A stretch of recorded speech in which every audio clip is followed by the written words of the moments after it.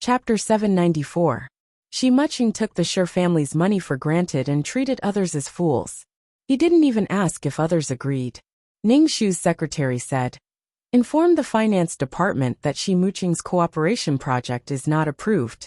No funds will be allocated." Shi Muqing's project was easily worth tens of millions. He would invest more in the later stages, and there was no profit at all. The secretary acknowledged and turned to call the finance department. "Also, all of Shi Muqing's cooperation projects are not approved," Ning Shu said lightly. It was not Shi Muqing's turn to ride roughshod over the Shi family's territory. Moreover, old Master Shi had already made a will. Everything in the Shi family belonged to her. After dealing with these matters, Ning Shu began to read the documents. With a bang, the office door was violently pushed open. Ning Shu looked up from the documents and saw Shi Muqing walking in with a cold face. He threw the folder in front of Ning Shu. Shi Muqing looked at Ning Shu coldly and arrogantly.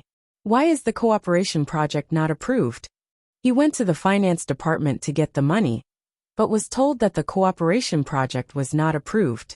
Ning Shu picked up the folder that Shi Muqing had thrown over, flipped it open, took down the document, and tore it into pieces without even looking at it. "You dare to take out a useless cooperation case? Shi Muqing, is your brain full of shit?" Shi Muqing looked at Ning Shu coldly. "You don't agree, but there are others who agree. Those people on the board of directors have less money now, and now they want to make an example out of you. This cooperation project will have generous returns. They will agree." Ning Shu sneered. To take money from the board of directors was simply asking for their lives. Moreover, this new energy source was simply a joke. "The company's stock has been falling recently. We won't do any investment projects." Ning Shu directly rejected Shi Muqing. Shi Muqing narrowed his eyes slightly. "It's precisely because the stock has fallen that the company needs new projects to pull up the company's stock." Ning Shu, haha. "I said no means no. There's no reason." Ning Shu's face was cold. "You can leave now." Shi Muqing narrowed his eyes slightly and changed the topic, asking, "How is Dad now?" When Shi Muqing called out the word father, his voice was cold. "Pretty good," Ning Shu said. "What was this guy planning?" Shi Muqing turned around and sat on the sofa. He crossed his legs and said, "Speaking of which, I should go and see the old man." "Where is the old man?" "Are you trying to set your sights on old Master now? Dad is fine. You don't have to worry about him. Your surname is Shi, and you're not part of the Shi family. It's not up to you to care about Dad," Ning Shu said coldly. Shi Muqing pointed his finger at his forehead, looked at Ning Shu and said maliciously, "Is the old man gone? You're the one who's gone. Your whole family is gone." Ning Shu sneered. When Shi Muqing heard Ning Shu's words, his face was extremely stiff and filled with killing intent. His eyes were bloodshot, and when he looked at people, it made people shudder. "I really miss the old man a little. Which hospital is the old man in? I have to go and see him. After all, I'm also the old man's son," Shi Muqing said. Ning Shu sat on the leather chair and crossed his hands. "The doctor said that Dad needs to rest and is not suitable for a visit. When Dad is better, I'll naturally tell you." Shi Muqing curled his lips and stood up. He chuckled coldly at Ning Shu and left. Not long after, some shareholders called to ask Ning Shu how old Master Ning Shu was doing. They questioned Ning Shu's decision to keep it a secret. Moreover, it wasn't just one shareholder who called to ask. They even went to Ning Shu's office to question him. They were all trying to find out about the old man's situation. Ning Shu, the secretary, said, "Now the company has spread the news that the chairman is dead. They said that CEO you hid the news of his death. The company's shares fell again." Ning Shu, Shi Muqing, that bitch really didn't stop for a moment. Damn it. Those shareholders of the company were only able to secure Shirlina's position as the CEO because of the old man. If something really happened to the old man, these people would immediately be restless and drag Shirlina down. It was somewhat unwilling to let a woman be the company's decision-maker. Shi Muqing started to cause trouble again. With just a few words, he could make the company's people lose their minds. Ning Shu called to report Shi Muqing's energy company. What development of new energy was simply a scam. New energy was simply a gimmick. Right now, Energy was nothing more than oil, electricity, water and wind. In the end, they were all converted into electricity. What kind of energy could you come up with? Why don't you go up to the sky and receive lightning? I'll report you. Even if I can't bring down your company, I'll fucking kill you. Ning Shu called the hospital servant and said, "Let Dad answer the phone." Lena. The old man's voice was a little weak. Ning Shu explained the company's situation and said to the old man, "I'll hold a shareholders meeting later and turn on a video for those shareholders to see." The old man grunted. Ning Shu's secretary said, "Inform the shareholders of the meeting." At the shareholders meeting, Shi Muching was also present.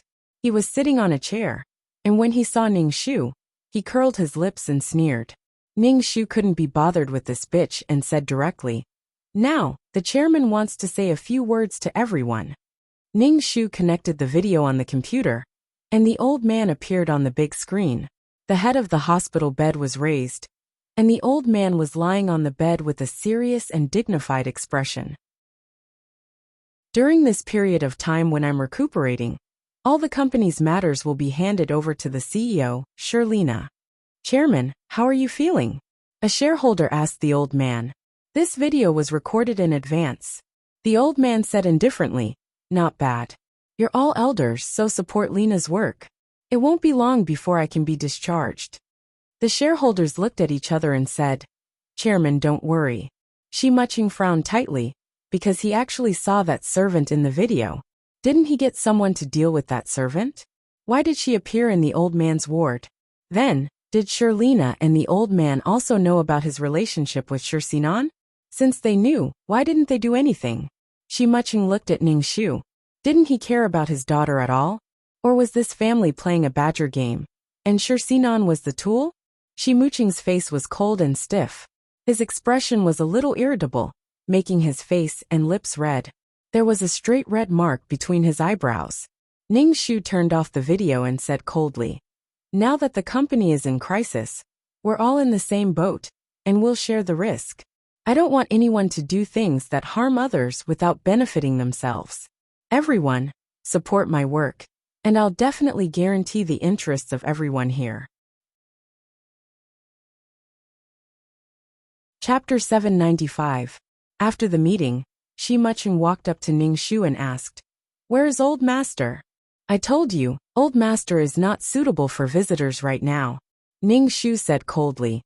"If you have the time, why don't you investigate HJ Company's background and see if this company is a shell company? Don't make cooperation cases where money is spilled." Shi Muching's expression was cold. Short-sighted. Women have long hair but short insight. Some cooperation cases don't have profits now, but they have unimaginable returns for the company's future. Ning Shu was speechless. Ning Shu was very convinced that Shi Muching was talking nonsense with a deadpan expression, pretending to be serious. Ning Shu shrugged and said unscrupulously, "I don't want to invest.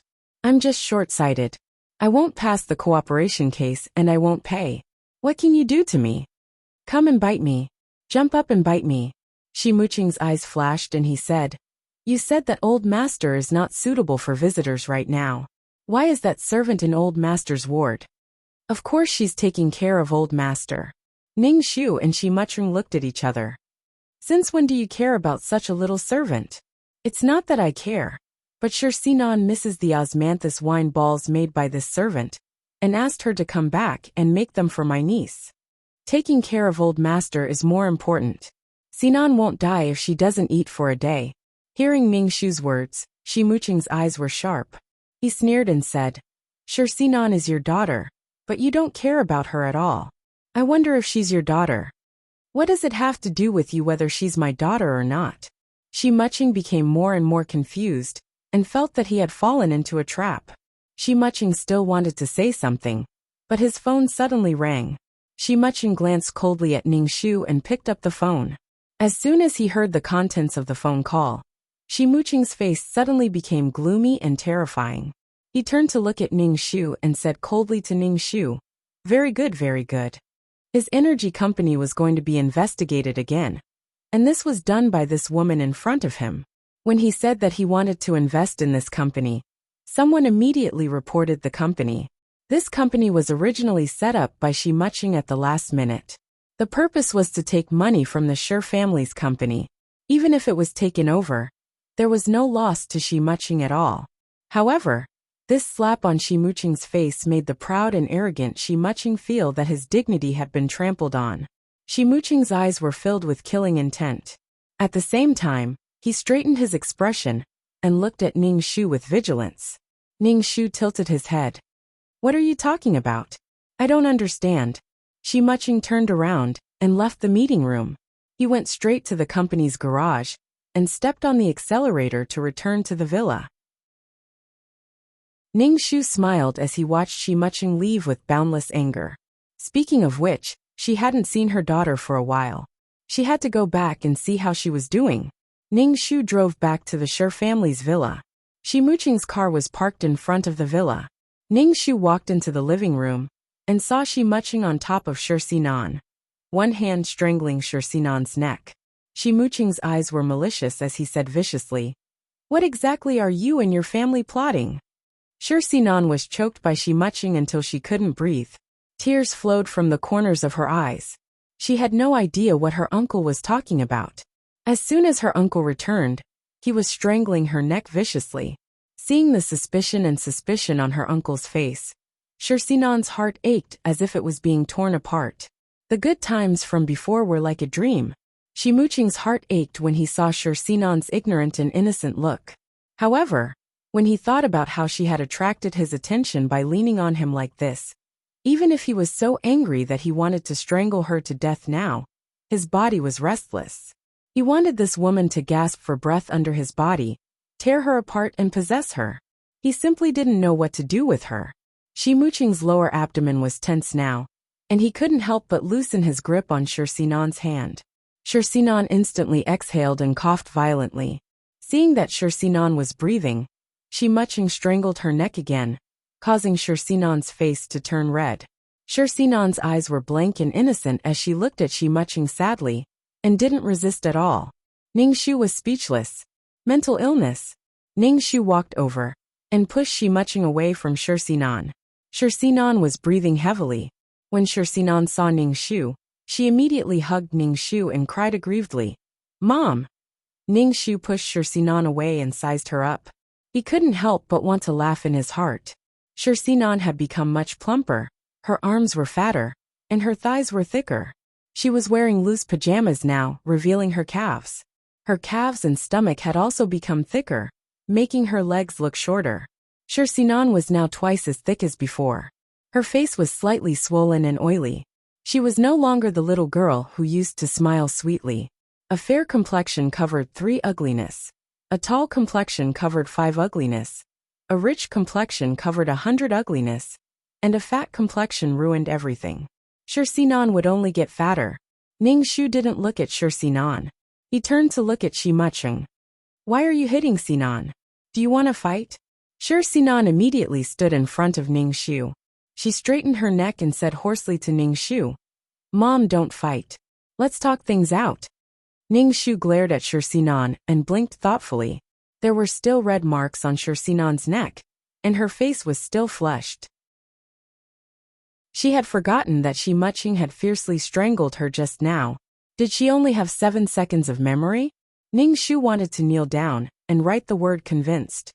No matter how fierce Shi Muching was with her, she would reflexively forget. This Ning Shu didn't know what to say. Thousands of words couldn't express Ning Shu's complicated feelings now. Under the radiance of Holy Mother Shi Sinan, Ning Shu felt a little ashamed of her inferiority.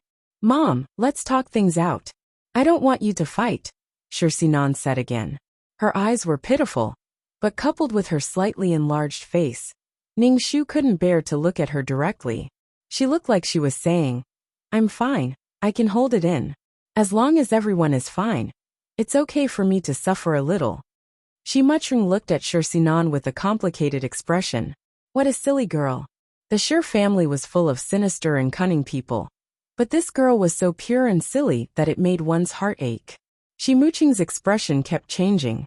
One moment it was full of murderous intent, and the next moment, it was conflicted and hesitant. Shi Muching really didn't know what to do with her. Shi Muqing thought of killing her, but his heart ached slightly. Moreover, this woman was very attractive to him. His lower body was swollen and uncomfortable now, and his heart was frantically wanting to press this woman under his body. When he saw her, the self-control he was proud of disappeared. Shi Muqing forced himself not to look at Shi Sinan. He couldn't even stand the smell of Shi Sinan. He felt that his sense of smell was unprecedentedly sharp, just like a male animal smelling a female animal. Chapter 796. Shi Sinan was originally sad that Shi Muqing had suddenly turned hostile. Seeing that Shi Muqing wasn't looking at her, Shi Sinan was even sadder. She felt that life was worse than death. Shi Sinan really wanted to hug Shi Muqing's strong body and tell her uncle not to be angry with her. She was very uncomfortable and in pain.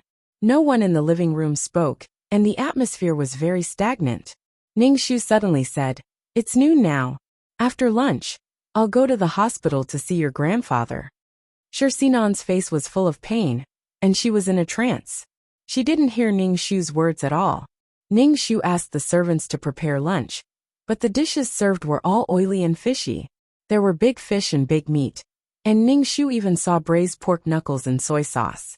Seeing that Ningxu didn't speak, the servant thought that Ningxu wasn't satisfied with these dishes.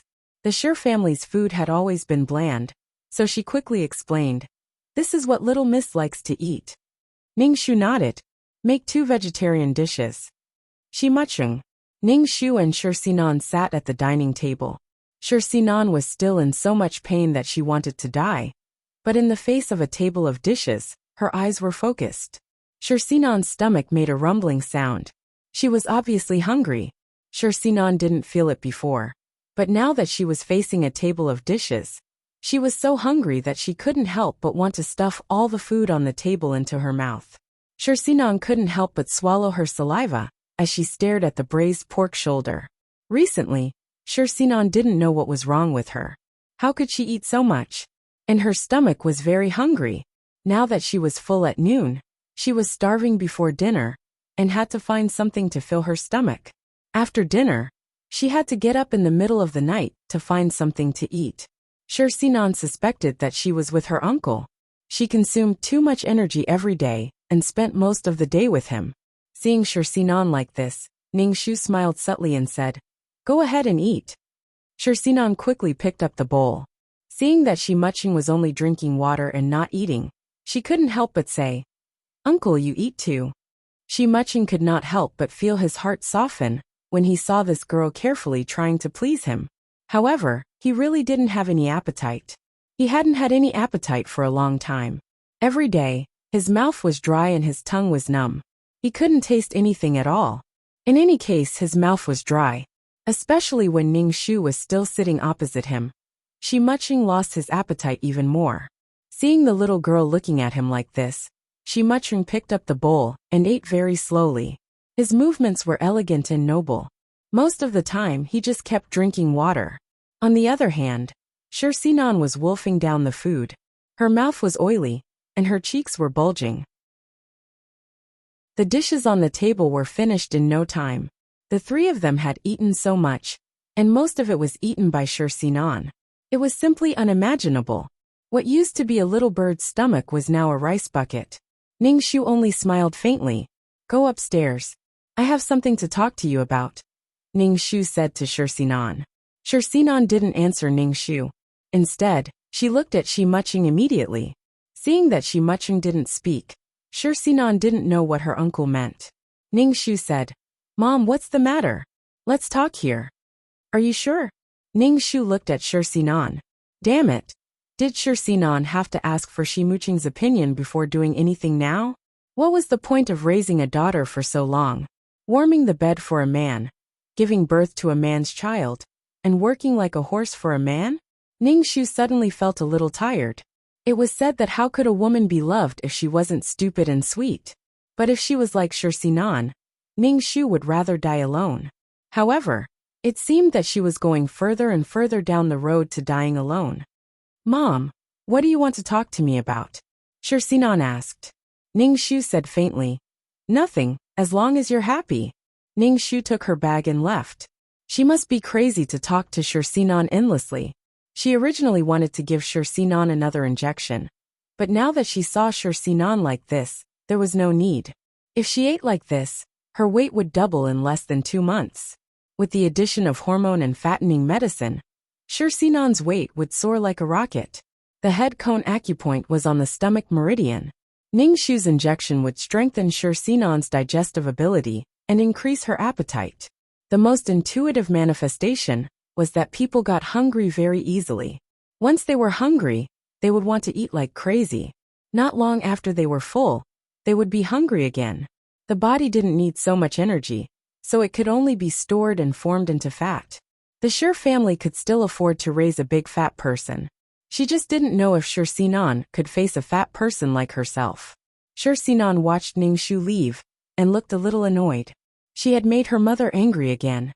Her relationship with her mother was getting more and more indifferent. Sometimes, Swordsman even felt that she wasn't her mother anymore. She was so indifferent, as if she was facing a stranger. She didn't want to make her uncle unhappy, nor did she want to make her mother unhappy, but the two of them were like fire and water. Shimuching raised his head and drank the water in the quilt. Then, he suddenly pushed Swordsman against the wall and lifted Swordsman's pajamas. Feeling Shimuching's strong body and hot body, Swordsman's heart thumped. After a while, Shimuching tortured Swordsman particularly fiercely and violently. In the end, when he gritted his teeth to vent, his body was in so much pain that Shimuching couldn't help but groan. Filth flowed out and stuck to Swordsman's leg. Shimuching looked down and saw that the filth was actually mixed with blood. He didn't know if it was his or Swordsman's. Shimuching felt dizzy, and his whole body was drenched in cold sweat. His waist was sore, and his breathing was extremely rapid. His eardrums were filled with the sound of his heart beating violently, which had lost its rhythm.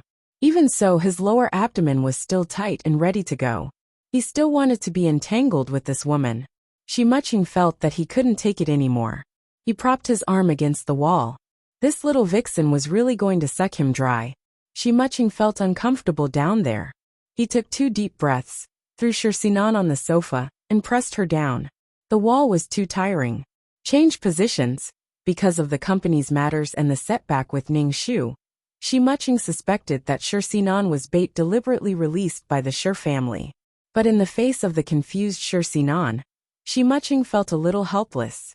Even if he explained it to her, he couldn't explain it clearly. Shimuching could only suppress it in his heart.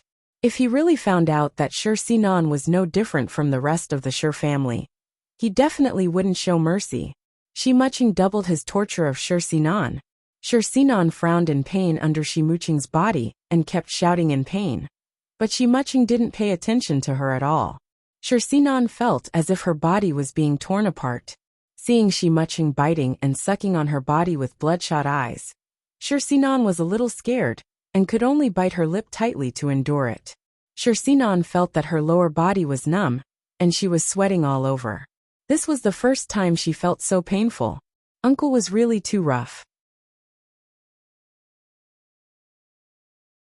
Chapter 797. Swordsman felt pain in her body, and so did Shimuching. There was a tearing pain in that place, but it swelled more and more unbearably, as if it was about to explode. Shimuching gritted his teeth and endured the pain. When he finally released it, he couldn't help but cry out in pain. Shimuching frowned tightly as he looked at the filth. It was like yellow pus, and there was a fishy smell mixed with blood. Shimuching suddenly realized that there was something wrong with his body. Previously, he was still proud of his powerful ability. What was 7 times a night? He could do it once a night. Now, Shimuching realized that he didn't know how to control himself. When he saw Swordsman, he couldn't help but torment her, making her pant under him. He didn't know fatigue, and his body seemed to be full of strength. Now his entire body seemed to have been hollowed out. Shimuching supported himself on the sofa with his arms trembling slightly. Swordsman was so tired that she didn't even have the strength to open her eyes. Shimuching's body began to stir again, and he wanted to have a good fight again. Shimuching felt like he was going crazy.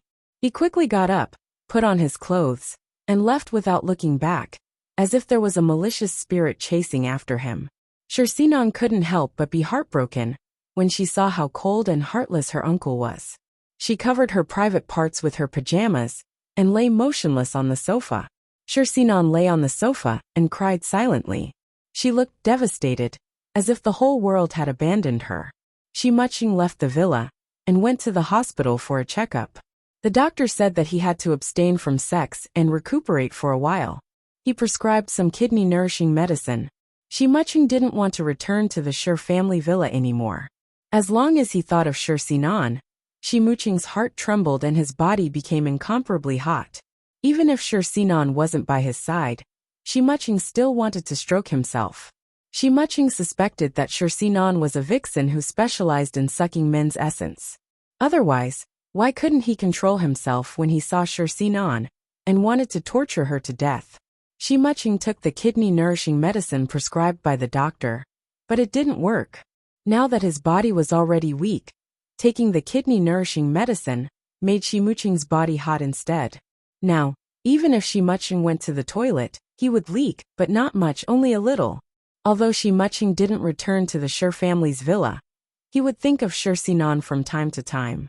It was always Sinan's charming appearance under his body.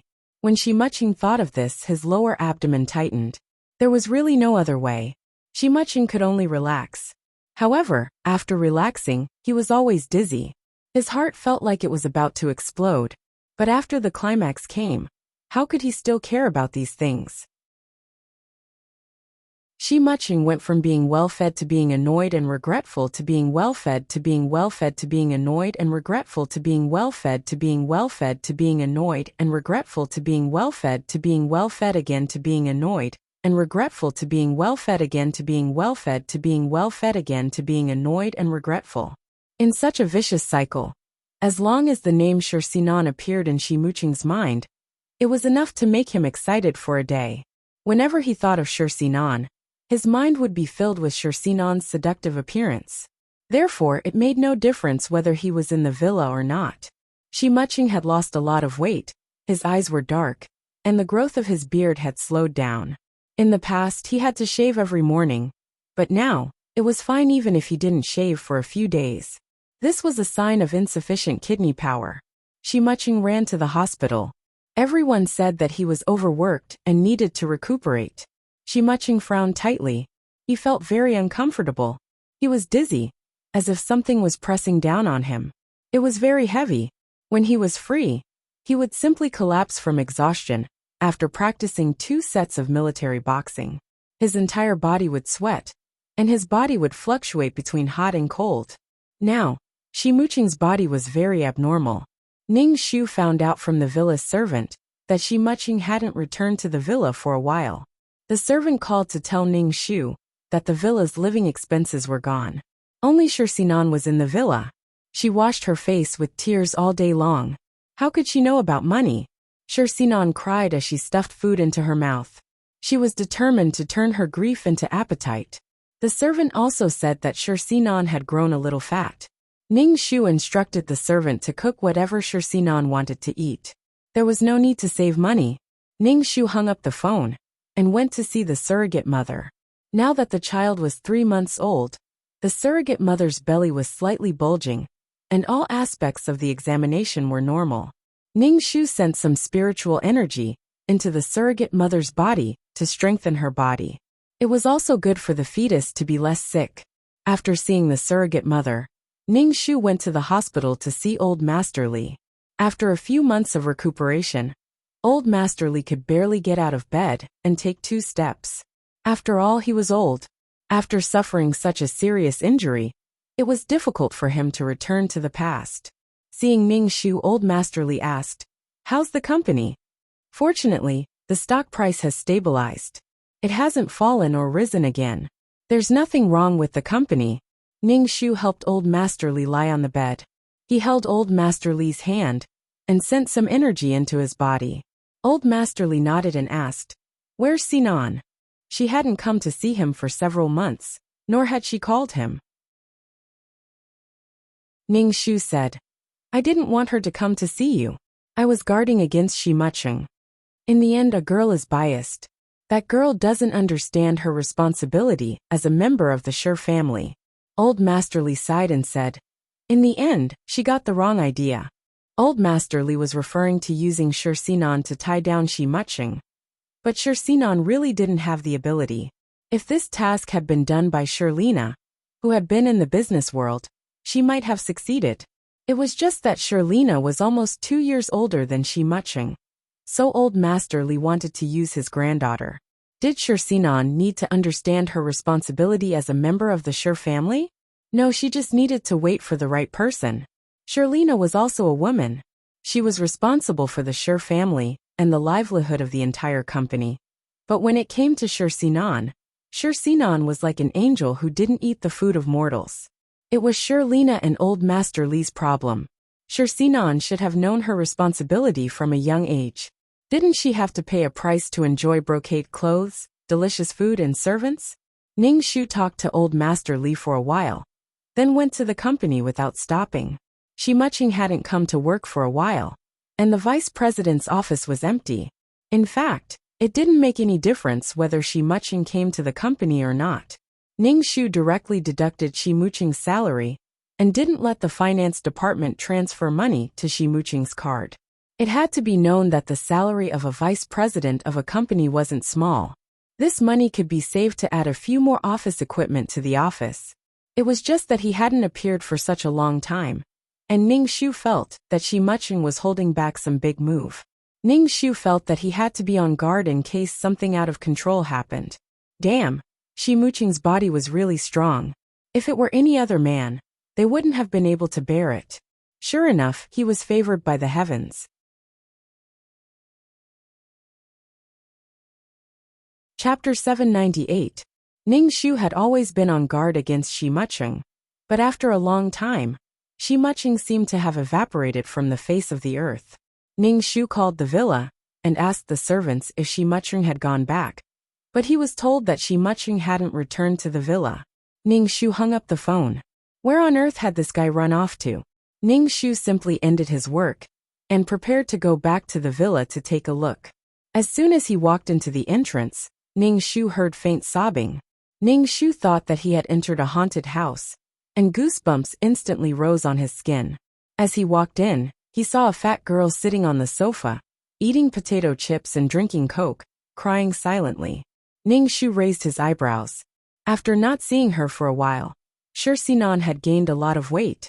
Her facial features were squeezed together, and she had a thick double chin. Her originally slender figure had now become extremely clumsy, and whenever she moved, the flesh on her body wouldn't stop shaking. Ning Shu simply couldn't recognize his daughter. Ning Shu just stood there. Sure Sinon turned to look at Ning Shu, and tears fell down her cheeks. Ning Shu looked away, unable to bear to look at her. If it was the Sure Sinon of the past, such a delicate and pitiful appearance would simply be a pure and lovely lily. But now, tears flowed down her face like a steamed bun, and before they reached her chin, the tears dried up. Sure Sinon stood up with difficulty, and Ning Shu walked over. With every step she took, the excess flesh on her body trembled, especially her legs. "Mom!" Sure Sinon cried and shouted. Ning Shu said indifferently, "How did you become like this? Why didn't you go to school when you were well? You just stayed at home and ate." How could Sure Sinon think of going to school? Her uncle had left for a long time and hadn't come back at all, and there was no news at all. She waited for her phone every day, hoping that it would ring, even if it was a text message. There was only her uncle's name in this phone. As long as the phone rang, she would know that it was her uncle calling her. She waited and waited, but her uncle didn't call her. Even when she called, her uncle's line was busy. Sure Sinon was in great pain. Did her uncle really not want her anymore? Sure Sinon didn't know the reason. Every day, whenever she thought of her uncle, she would feel heart-wrenching pain. How could she still go to school? School was not as important as her uncle. She had fallen out of love and her life was dark. As for why she ate like this, she couldn't control herself at all. She always felt very hungry. She had to eat something in her mouth to feel better. Sure Sinon didn't even dare to look in the mirror now. How was she going to face her uncle like this? Sure Sinon hated herself to the core. Why couldn't she control her mouth? "Did Shi Muching call you?" Where did he go? Ning Shu asked Shirsinan. At the mention of Shimuching, Shirsinan cried even harder. She sobbed, tears and snot flowing down her face, but she didn't say a word. Seeing her like this, Ning Shu couldn't be bothered to ask her. Shirsinan just didn't know anything. She just needed to wait for someone to dote on her. Under a man's wings, she could be happy for the rest of her life. Shirsinan looked at Ning Shu pitifully with her eyes that had already been squeezed into slits. Mom, what should I do? What should I do? She couldn't go out at all like this. She would be despised by her uncle. Eat less and run more, Ning Shu said very insincerely. Shirsinan's tears flowed even faster. Ning Shu turned and left. Shirsinan was stunned and in disbelief. Her mother left just like that. She left so casually. How could her mother be so indifferent? She was already in so much pain. Shirsinan's feelings were extremely complicated now. Ning Shu didn't care at all about how much pain Shirsinan was in. No matter how much pain she was in, Ning Shu wouldn't feel the same way. Ning Shu had just left the villa when he received a call from a helper in the hospital. On the phone, the helper said anxiously, "Old master is missing. I just went to get some food, and old master disappeared." Ning Shu's expression was cold. Dad is missing? I just went to get some food. When did he disappear? Ning Shu asked. Just a while, about 10 minutes later. I came back with the food, and old master was gone, the helper said very fearfully. Ning Shu frowned tightly and hurriedly drove to the police station to call the police as soon as possible. Upon hearing this news, Ning Shu's first thought was that this was definitely Shimuching's doing. She had already sealed off old master's situation, and even the hospital didn't record old master's name in the hospital system. How could Shimuching still find old master? Ning Shu thought about it and felt that she still gave herself away on the video. At that time, old master was wearing a hospital gown with the hospital logo on the hospital gown. At that time, the video was less than 2 minutes long, so she didn't notice. Ning Shu slapped her forehead. After all her calculations, she didn't expect to be negligent in such a detail. She should have transferred old master to another hospital immediately. Ning Shu shook her head. She still lacked something. Her brain wasn't working. If she didn't have some tricks up her sleeve, she really wouldn't be able to win against others in a contest of brains. At that time, Shimuching must have done it on purpose. He must have deliberately spread the word in the company that old master was dead. If old master wasn't dead, Shimuching could have found out where old master was based on the situation in the ward during the video. Anyway, old master who appeared in the video was full of clues that could lead Shimuching to the hospital where old master was. Ning Shu went to the police station and said that her father had been kidnapped in the hospital. However, old master's disappearance was too sudden. Ning Shu didn't have any clues at all. Even if she called the police now, the kidnappers didn't call, so the police couldn't take action. If Shimuching really kidnapped old master, she was afraid that it wasn't just for money. He might even take old master's life. After all, Shimuching hated the Sure family so much. Ning Shu returned to the hospital. The servant sat on the sofa with a terrified expression. When she saw Ning Shu, she quickly apologized. "Miss, I really just went to get food. When I came back, he was gone." Ning Shu frowned. Wasn't it the nurse who delivered the food? Old master said that he's tired of eating those dishes. He asked me to see if there are any other dishes, the servant immediately said. Ning Shu glanced at the servant and turned to look at the bed. The quilt and sheets on the bed were a little messy, which meant that old master had struggled before he was taken away. Ning Shu quickly pulled up the hospital's surveillance video. In the video, the servant took the thermos out of the ward. Not long after, a person in a nurse's uniform walked towards the ward. He was wearing a mask. His hair was a little long, and his bangs almost covered his eyes. He couldn't see this person's face at all. This person had a medium build and was wearing a nurse's uniform. Ning Shu still felt that he was a man. Anyway, there was always an indescribable awkwardness. However, this shouldn't be Shimuching. Shimuching's figure was tall and strong. He couldn't fit in the largest nurse's uniform.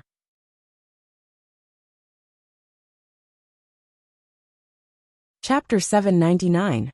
Besides, Given Shi Muqing's arrogant personality, how could he possibly wear a nurse's uniform?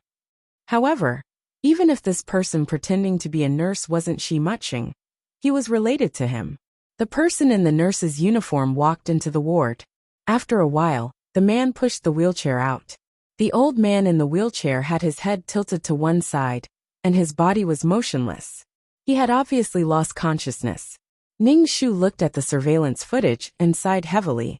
Ning Shu had no clue where to find the old man now. The old man's body could barely walk 2 steps now, so the chances of him escaping were not high. The fact that he didn't directly take the old man's life meant that he still had some ulterior motives. Shi Muqing was really capable. Ning Shu rubbed his forehead. In the end, he had been careless. If he hadn't taken care of everything, he could have lost a life.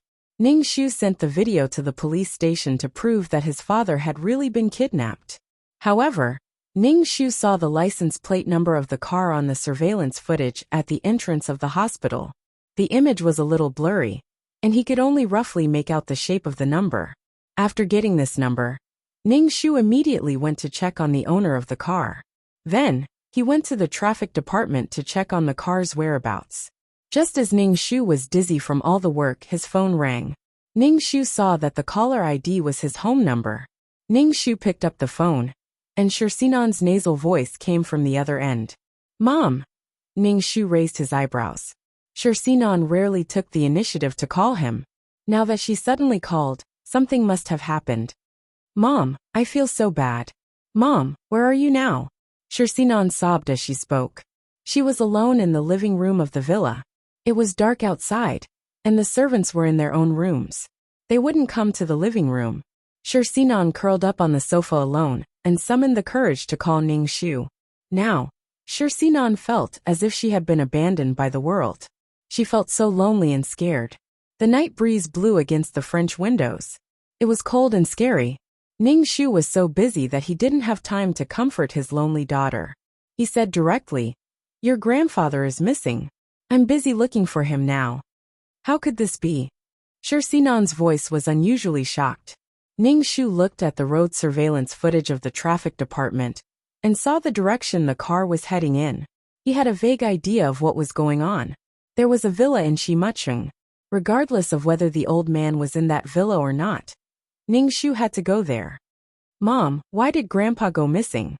Shirsinan suddenly remembered that she hadn't seen her grandfather for a long time. Ning Shu quickly said, "I'm going to work." Then he hung up the phone. As Shirsinan listened to the busy tone on the phone, tears streamed down her face, and her stomach rumbled. As Shirsinan cried, she picked up the snacks on the table and ate them, swallowing them along with her tears. Ning Shu took off his office suit and changed into clothes that were easy to move around in. He put on a pair of flats with large rubberized soles, took a rope, a flashlight, a knife, and a weapon, a long stick, and prepared to go to the villa in Shi Muqing. It was almost midnight now, and there weren't many cars on the road. Ning Shu stepped on the accelerator all the way to his destination. The living room of the villa was lit up, but it was dark upstairs. Ning Shu approached the living room window, which was tightly covered by the curtains. Ning Shu couldn't see what was going on inside. He only heard people talking inside, and it seemed that there were quite a few people. Ning Shu clung to the wall. It was very likely that the old man was in this villa, but there were many rooms in the villa. Which room was the old man in?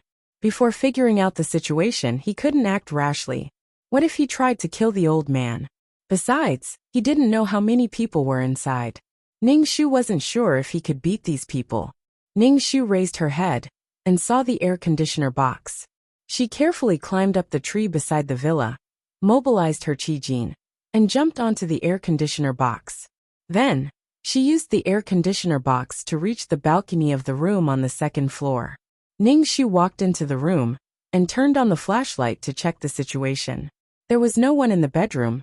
Hearing footsteps in the corridor outside, Ning Shu hurriedly turned off the flashlight.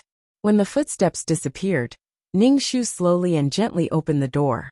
The noise in the living room could be heard upstairs. The smell of smoke and alcohol assailed his nose. There were indeed a lot of people. Fortunately, he hadn't rushed in directly earlier. Otherwise, He would have been chopped into minced meat by each of them. Ning Shu slipped into the room next door, which was still dark. Ning Shu turned on the flashlight, but there was still no sign of the old man. Where was the old man? Ning Shu didn't see him in this room. He went to another room, but this room was brightly lit. Ning Shu immediately took out the fruit knife tied to his leg to defend himself. The old man was tied to a thick wooden chair. The old man's face was pale. Ning Shu hurriedly walked over and whispered, "Dad." The old man opened his eyes slightly. When he saw Ning Shu, he was stunned. "Why are you here?" Ning Shu cut the rope with the knife and whispered to the old man, "Let's not talk about this first. I'll carry you on my back and escape first. There are a lot of them. Lena, Dad is old. It's worth living for so long. You."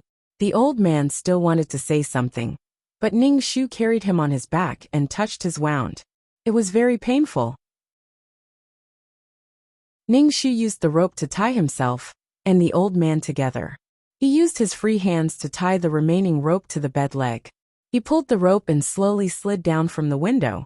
The rope rubbed against his hands, and it was burning. Moreover, it was the weight of 2 people. His palms hurt. He guessed that the skin had been scraped. It wasn't easy to get down. Ning Shu stuck to the wall and carried the old man to the parking lot.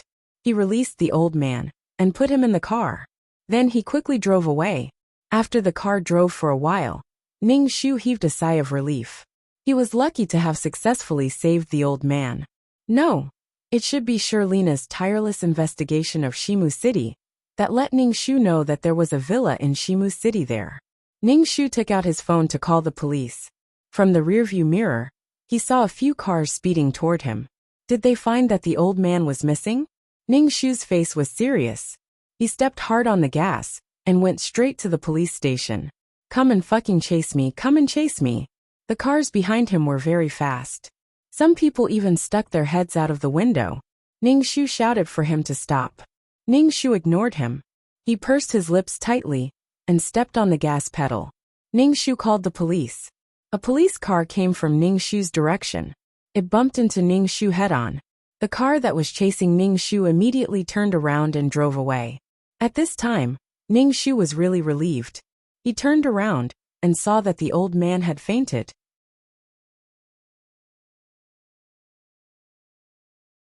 Chapter 800. After relaxing, Ning Shu felt that his entire body was sore and limp. His hands were trembling, and the steering wheel was sticky and wet. Ning Shu opened his hands, and his palms were badly mutilated. Ning Shu gritted his teeth and drove to the hospital. But he didn't go to the previous company. Even a nurse who came out of nowhere could enter the ward. When they arrived at the hospital, a nurse pushed the old man to the operating room. The nurse treated the abrasions on Ning Shu's hands and wrapped them with gauze. Ning Shu slumped on the chair outside the operating room, waiting for the operation to end. Ning Shu waited and waited. He was so tired that he closed his eyes and fell asleep.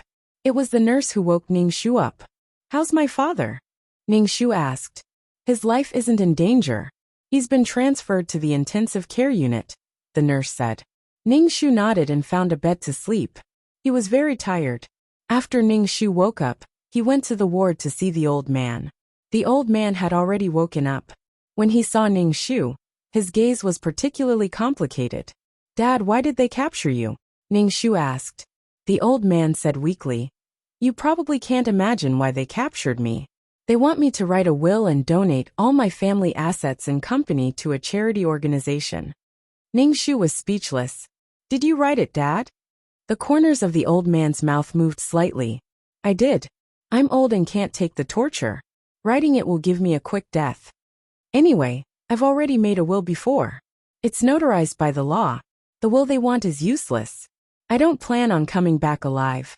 Ning Shu was speechless. "Did you see Shimuching? That villa belongs to Shimuching.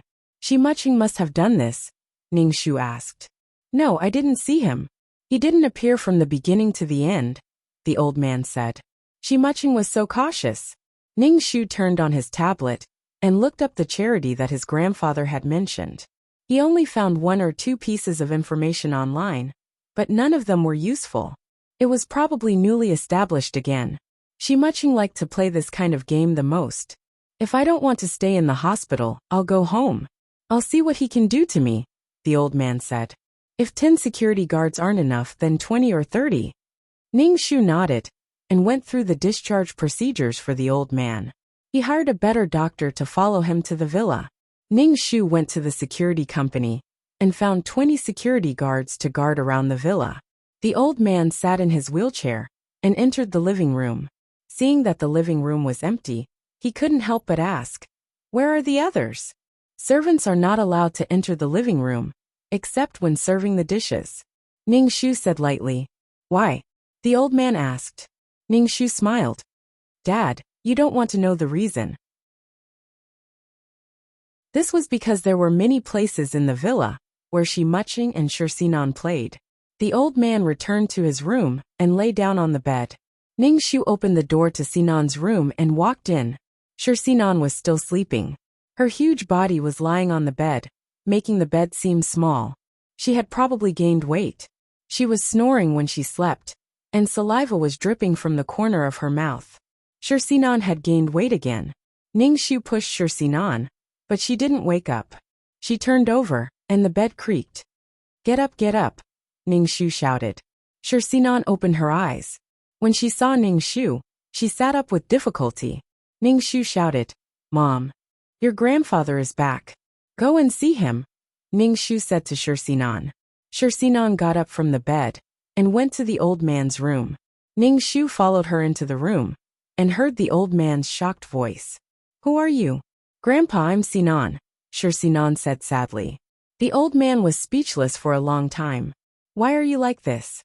"Grandpa, do you know where Uncle went?" Shursinon asked the old man with tears in her eyes. The old man's face suddenly turned ugly, and he said indifferently, "I've been in the hospital all this time. How would I know where your healthy uncle went?" Shursinon's expression looked very painful. Her face was twisted and ugly.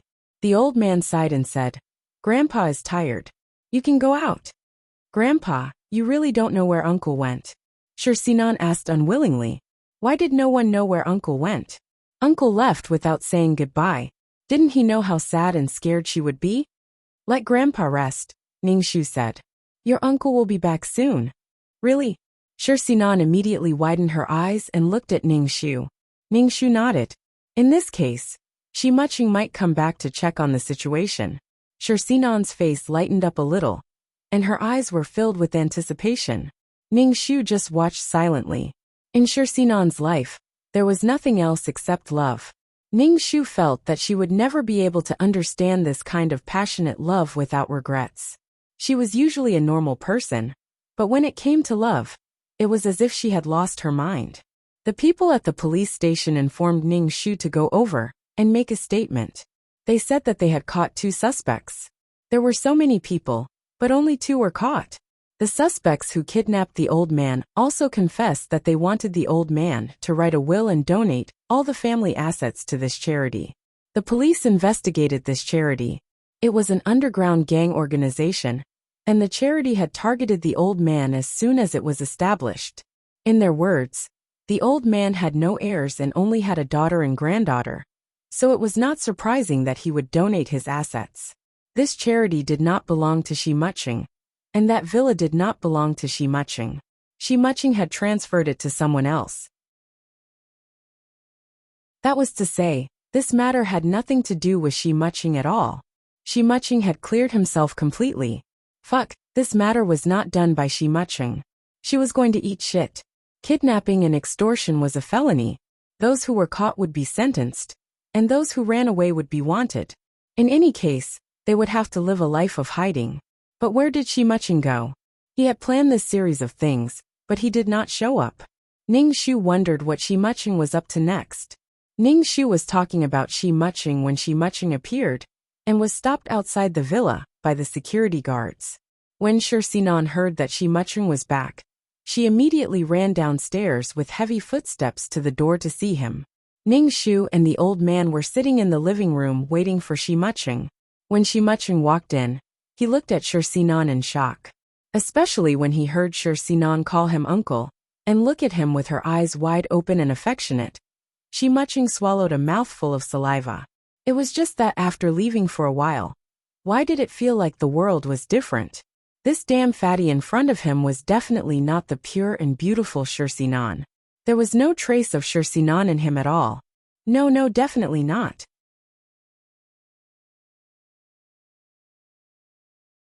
Chapter 801.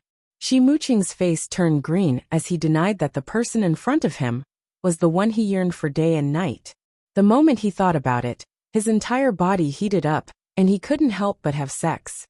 The most unbearable thing for Shi Muqing was that even though Shursinan had become like this, her attraction to him was still unparalleled.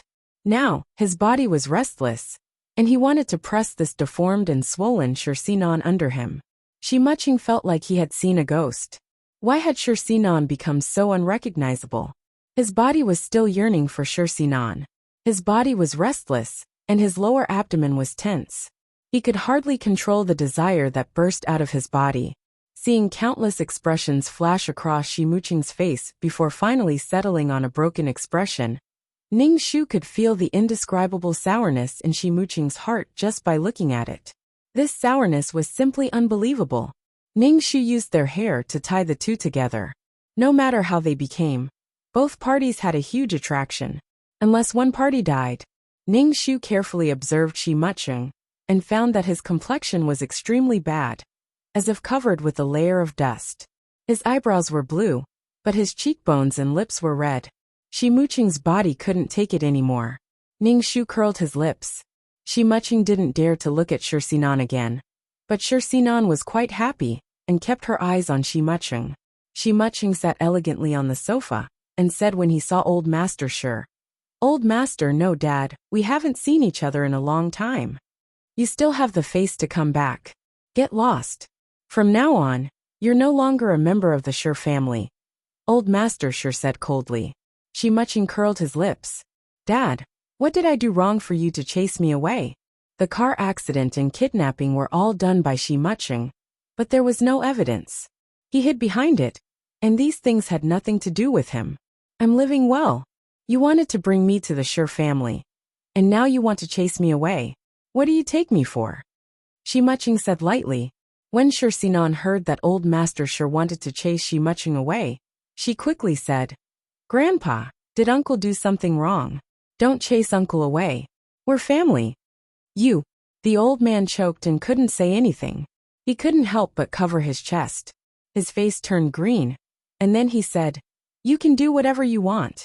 The nurse pushed the old man back to his room to rest. Ning Shu understood the old man's thoughts. It was better to put Shi Muqing under his nose. Ning Shu asked 2 security guards to guard the door of the old man's house. Whenever the old man ate something, Ning Shu would check it first to see if it was poisoned. When Shi Muqing saw Ning Shu being so vigilant, he sneered with a mocking expression. Shi Muqing stayed in the villa. He avoided Shursinan and took a detour when he saw her, or pretended not to see her. Shursinan had been looking for an opportunity to talk to Shi Muqing, but with her grandfather and mother at home, Shursinan didn't dare to be too obvious. In the middle of the night, Shursinan knocked on Shi Muqing's door. Shi Muqing opened the door. When he saw Shursinan, he was very conflicted. Seeing Shursinan like this, Shi Muqing really couldn't stand it. He felt that his eyes were burning, and he was so fat that he blocked the door. But his body yearned for this woman and desperately wanted to be intimate with her. It was like ice and fire at the same time. "Uncle, I was very worried about you. Where have you been all this time?" Shursinan moved her body and walked into Shi Muqing's room. Shi Muqing endured the desire of his body and closed the door. "Uncle, do you know how I spent this period of time?" "You left without saying goodbye," Shursinan said with tears streaming down her face. Shi Muqing turned his head and didn't look at Shursinan. His lower abdomen was so tight that it felt like it was about to explode.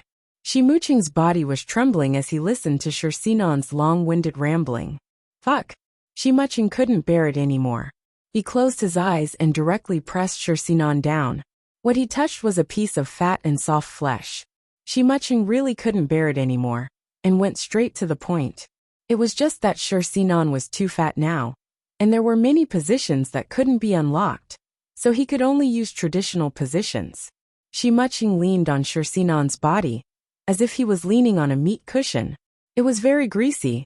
Shi was a high and mighty person. He didn't have any kind of woman he wanted, yet he insisted on coming with such a woman. The key was that this woman was full of attraction to him. In the past, Swordsmanship was pure and sweet, simple and beautiful. It made sense that he was infatuated with Swordsmanship's young body. But now that Swordsmanship had become like this, her attraction hadn't diminished. Shi didn't open his eyes the whole time. As he listened to Swordsmanship's voice, his mind was filled with the image of Swordsmanship in the past. Shi felt that his body was about to explode as he fiercely tormented Swordsmanship. Ah! A sharp scream resounded throughout the villa. The scream was louder than the previous one, and it was heart-wrenching. Ningxu, who was cultivating, stopped cultivating and hurriedly followed the sound to Shimuqing's room. Even old Master Shi was alarmed. A security guard had already broken open the door. Ningxu looked inside and saw Swordsmanship, who was covered in fat, and Shimuqing. Swordsmanship was so scared that her voice was trembling. Uncle, uncle. She didn't care that she was naked. Ningxu covered Swordsmanship's body with the quilt, then looked at Shimuqing. Shimuqing clutched his chest and made a sound of ha ha ha. His breathing was rapid, and his face was distorted. His lower body seemed to have lost control, and filth mixed with blood and foam was spurting out, and it couldn't stop at all. Shimuqing's body convulsed, and his face became more and more pale. He clutched his heart, opened his mouth wide, and his breathing became more and more rapid. Filth was still flowing from his lower body. Old Master Shi rushed over and saw this scene. He said in shock, "Ma Yufeng." Then he shook his head. "It's hopeless." Shimuqing's face was twisted together, and his eyes were filled with strong unwillingness, fear, and hatred. Shimuqing growled in a low voice, and his body twitched violently twice before he stopped moving. But his lower body was still releasing filth uncontrollably. The room was filled with an indescribable strange smell. Ma Yufeng was a major leak, and the scientific term was sudden death. If it was too intense, the body would be weak, and under the erosion of supportive drugs, it could cause the heart to stop beating. Shimuqing's body had been hollowed out. Even if he wasn't with Swordsmanship, he had to fend for himself or find other women. The hollowed-out body couldn't withstand the tossing and turning, and in such a situation he died suddenly. Ma Yufeng was fatal. Uncle, uncle. Swordsmanship saw that Shimuqing wasn't moving, and his body twitched occasionally. She immediately shouted mournfully, and in the end, she couldn't take it anymore and fainted. Ningxu asked the security guard to carry Shimuqing out. The security guard carried Shimuqing out, and Ningxu opened the room's windows to disperse the smell. Ningxu glanced at Swordsmanship, who couldn't accept reality, and picked up the clothes on the ground to help her put them on.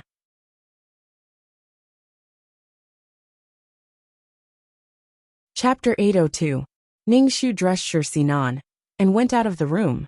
He saw Shimuqing's body in the living room, wrapped in a quilt, and occasionally twitching. To be safe, Ningxu checked Shimuqing's condition again. Shimuqing's face was twisted, his mouth was wide open, and saliva flowed out, wetting the floor. His face was pale. Ningxu reached out to check Shimuqing's breathing, then touched his neck artery. There was no breath and no heartbeat. The mission to kill Shimuqing was completed, but he might still face the counterattack of Shimuqing's forces. Someone would accept Shimuqing's power, but he didn't know if they would avenge him. Ningxu asked, "What should we do now? Ma Fengfeng really died a horrible death." The old man frowned. "He's so young, but he actually died. Shimuqing's body was hollowed out, so it was reasonable for Ma Fengfeng to die. Ask the crematorium people to come over and drag the body over for cremation. After all, he's now a member of the Shi family," the old man said. "Hold a funeral." This funeral was for the living. Ningxu nodded. As soon as he picked up the phone, he heard a heart-wrenching scream. "Uncle!" This voice was so sharp and sorrowful that Ningxu almost threw the phone in his hand away. Even the old man couldn't help but cover his heart. Swordsmanship, who had been unconscious, woke up and ran out of the room.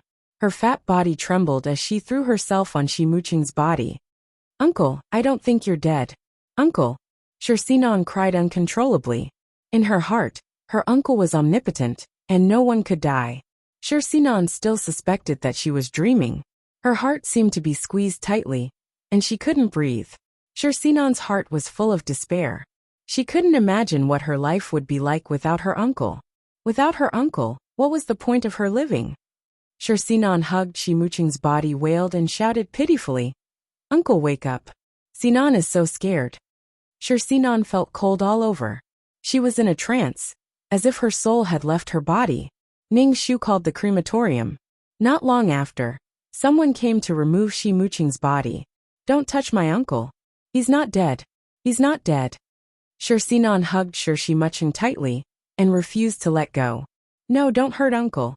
The crematorium staff had no choice but to look at the old man in the wheelchair and asked, "Do you want to cremate him or not?" Ning Shu nodded. "Of course. Mom, don't do this." Sinan looked at Ning Shu pleadingly. "Don't hurt uncle. He's not dead." Sinan absolutely refused to believe that Shimuching had died just like that.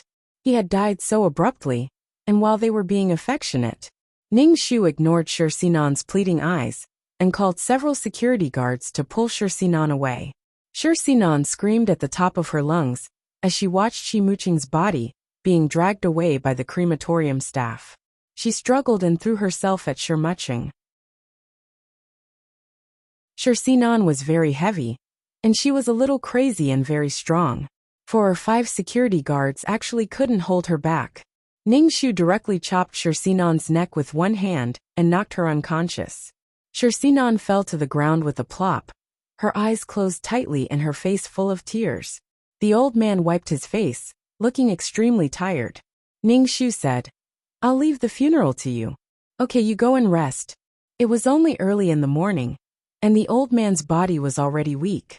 After such a torment, his face was ashen and very ugly. The caregiver pushed the old man to rest. The security guards went to patrol around the villa. Ning Shu was alone in the living room with Sinan, who was unconscious on the ground. Sinan was so heavy that Ning Shu couldn't drag her to the bed. He took a thin quilt and covered her with it, then left her alone. Ning Shu sat cross-legged on the sofa and began to cultivate. Recently, Ning Shu felt very tired. There was always something going on one after another. This body was already a middle-aged person. After such a period of torment, climbing walls and jumping cars, his body was a little overwhelmed. Sinan, who had been knocked unconscious by Ning Shu, woke up very quickly. It only took 2 hours. Ning Shu thought that she would sleep until morning. Was this the power of love? Sinan woke up with a groan and raised her hand with difficulty to touch her neck. She turned her head and saw Ning Shu on the sofa. She immediately shouted angrily at Ning Shu, "Mom, I hate you, I hate you." In the face of Sinan's vigorous resentment and hatred, Ning Shu's expression didn't change. He only felt exceptionally speechless. If either Lina or the old man had died, Sinan wouldn't be so crazy. After all her family members died, her uncle comforted her. He comforted her in all directions, and in all kinds of positions, blah blah blah. Sinan cried and wanted to run out of the villa to find her uncle. But she was stopped by the security guards. Sinan hated these despicable security guards to death. She waved her hand and scratched the security guard's face. Sinan's fingernails left red marks on the security guard's face. Ning Shu shouted angrily, "Enough, what are you doing? Don't you think it's embarrassing enough? Sinan, you have to have a little shame now. Hurry up and get back to the house," Ning Shu said coldly. Sinan stopped waving her hand and turned to look at Ning Shu. She bit her lip so hard that it was bleeding. Her eyes were filled with despair and pain. I hate you to death." Sinan's lips were bleeding. "I just don't have any shame. I just like my uncle. I love him. I can't live without him. I don't care if he's my uncle or not." Sinan's voice was hoarse and her eyes were red. "You don't have a heart at all. Your heart is cold and hard. That's why Dad left you. No one loves you because you're cruel and heartless." Sinan pounded her chest, causing her arms and chest to ripple. "Do you know how uncomfortable it is here? It's so uncomfortable that I feel like I'm going to die." Ning Shu pursed his lips. "Then go to hell. Mom, please let me see my uncle. I beg you." Sinan's face was pale as she cried and begged Ning Shu. Ning Shu's expression was indifferent. What was this? She had just accused her of being cruel and heartless, and now she was begging her. What the hell did I owe you? Ning Shu said to the security guard. Drag her back to her room. Mom. Shi Sinan looked at Ning Shu in shock. How can you do this? Shi Sinan was dragged to her room by several security guards. Shi Sinan struggled violently as she shouted at Ning Shu. Mom, I hate you. I hate you. You never know love. You're always a lonely, pitiful wretch who no one loves.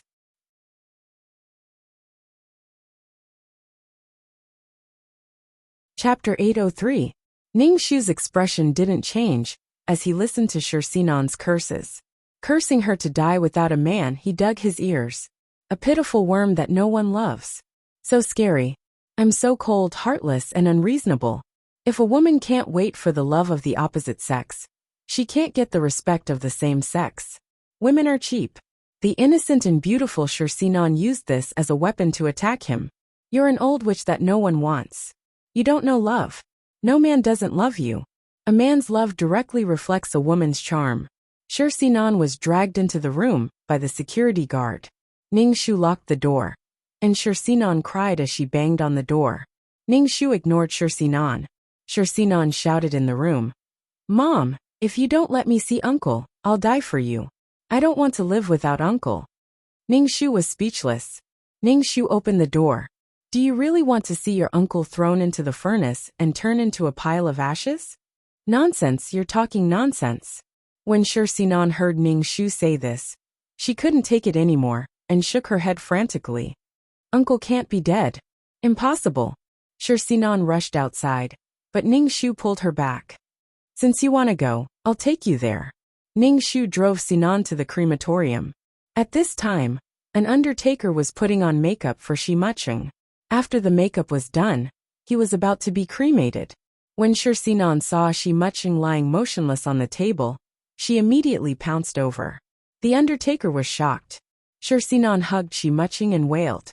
In the end, it was Ning Shu who pulled Shi Sinan over. Shi Sinan was very strong when she went crazy. Ning Shu still had to mobilize the energy in his dantian to hold Shi Sinan. No. Shi Sinan watched helplessly as her uncle was pushed into the furnace. The flames burned her uncle's body, but he didn't react at all. If her uncle really died, what would she do if she was left alone? Shi Sinan couldn't take it anymore and fainted. Ning Shu could only drag Shi Sinan into the car, take Shi Mucheng's ashes and drive back to the villa. Next, Ning Shu held a simple funeral. Although Ning Shu did not invite anyone, many people who received the news came to attend the funeral. Many people were extremely curious about Shi Mucheng's sudden death. The cause of Shi Mucheng's death was privately circulated, saying that it was due to wind on horseback. Anyway, the Shi family was the laughing stock of these people. Ning Shu didn't care. When Shi Mucheng died, there were so many security guards watching. The news would definitely spread. It was better than the rumors that Shi Mucheng was killed by the Shi family. Ning Shu didn't let Shi Sinan attend the funeral. After returning from the crematorium, she had been crying endlessly. Her face was full of despair and pain. Or she had been screaming heartbreakingly for her uncle. For such a Shi Sinan to appear at the funeral, the Shi family simply did not want to live anymore.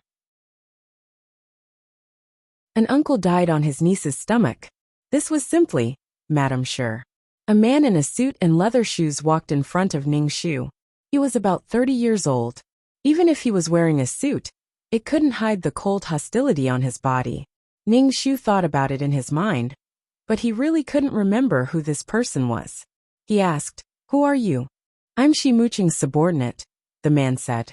Ning Shu narrowed his eyes and looked at him. "Oh, your boss died in the Shi family. Why? Are you going to avenge your boss?" The man sneered and said casually, "Why should I avenge a dead person?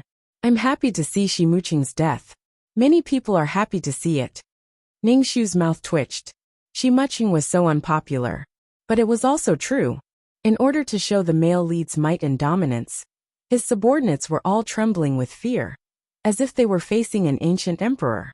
They thought that they were facing the counterattack of Shi Mucheng's subordinates, so they weren't so distressed now. After the funeral, Ning Shu went to the cemetery and found a random piece of land to bury Shi Mucheng. After dealing with Shi Mucheng, Ningshu's heart relaxed a lot, and he no longer felt so afraid. But now there was another problem, and that was Shi Sinan. Shi Sinan was still unable to accept that Shi Mucheng had died just like that. In Shi Sinan's heart, her uncle was the person who would spend the rest of her life with her. No matter what happened in the middle, they would eventually be together and be happy together. This feeling was very strong, so strong that Shi Sinan believed that Shi Mucheng was her destined one. Shi Sinan hugged the quilt and cried heart-wrenchingly, as if she wouldn't stop crying until she was blind. The old man, who was recuperating, couldn't take it anymore and returned to the hospital. Ningshu didn't know how to describe that painful look. Was it really that painful? Was it that painful? Shi Sinan refused to eat, but with Shi Sinan's appetite, if she didn't eat one meal, she would eat double the next meal. So a hunger strike was useless at all. Shi Sinan was in so much pain that she wanted to die while stuffing food into her mouth. The feeling of starvation was probably too unbearable, and she wanted to stuff everything she saw into her mouth. Shi Sinan secretly took a blade and slit her wrists to commit suicide. She slept in the spacious bathtub and used the blade to cut her wrists. Shi Sinan was very fat now, and before she could cut her blood vessels, she had to cut a thick layer of fat. It was very painful when the blade cut her flesh. However, Shi Sinan endured it.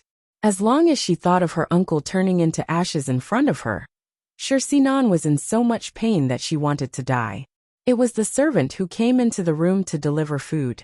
Seeing that Shi Sinan wasn't in the room, she looked around the room and finally found Shi Sinan in the bathroom.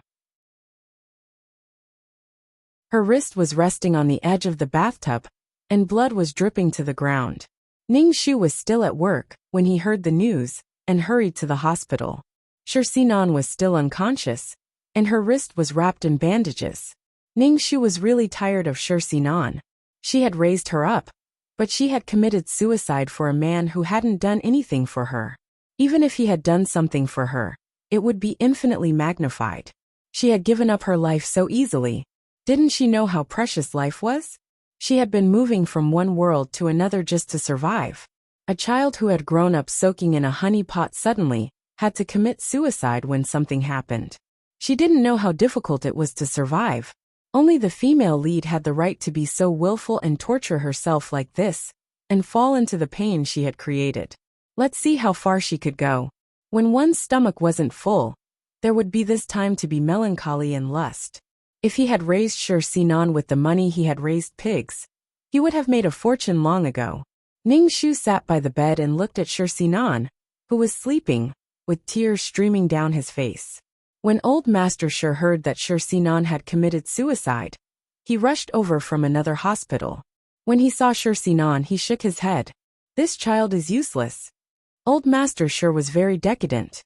The car accident and kidnapping this time had made old Master Shi a lot older, and his hair was already white. Ningshu said, "You have to hold on to this family a little longer." As he spoke, he asked the nurse to push him away.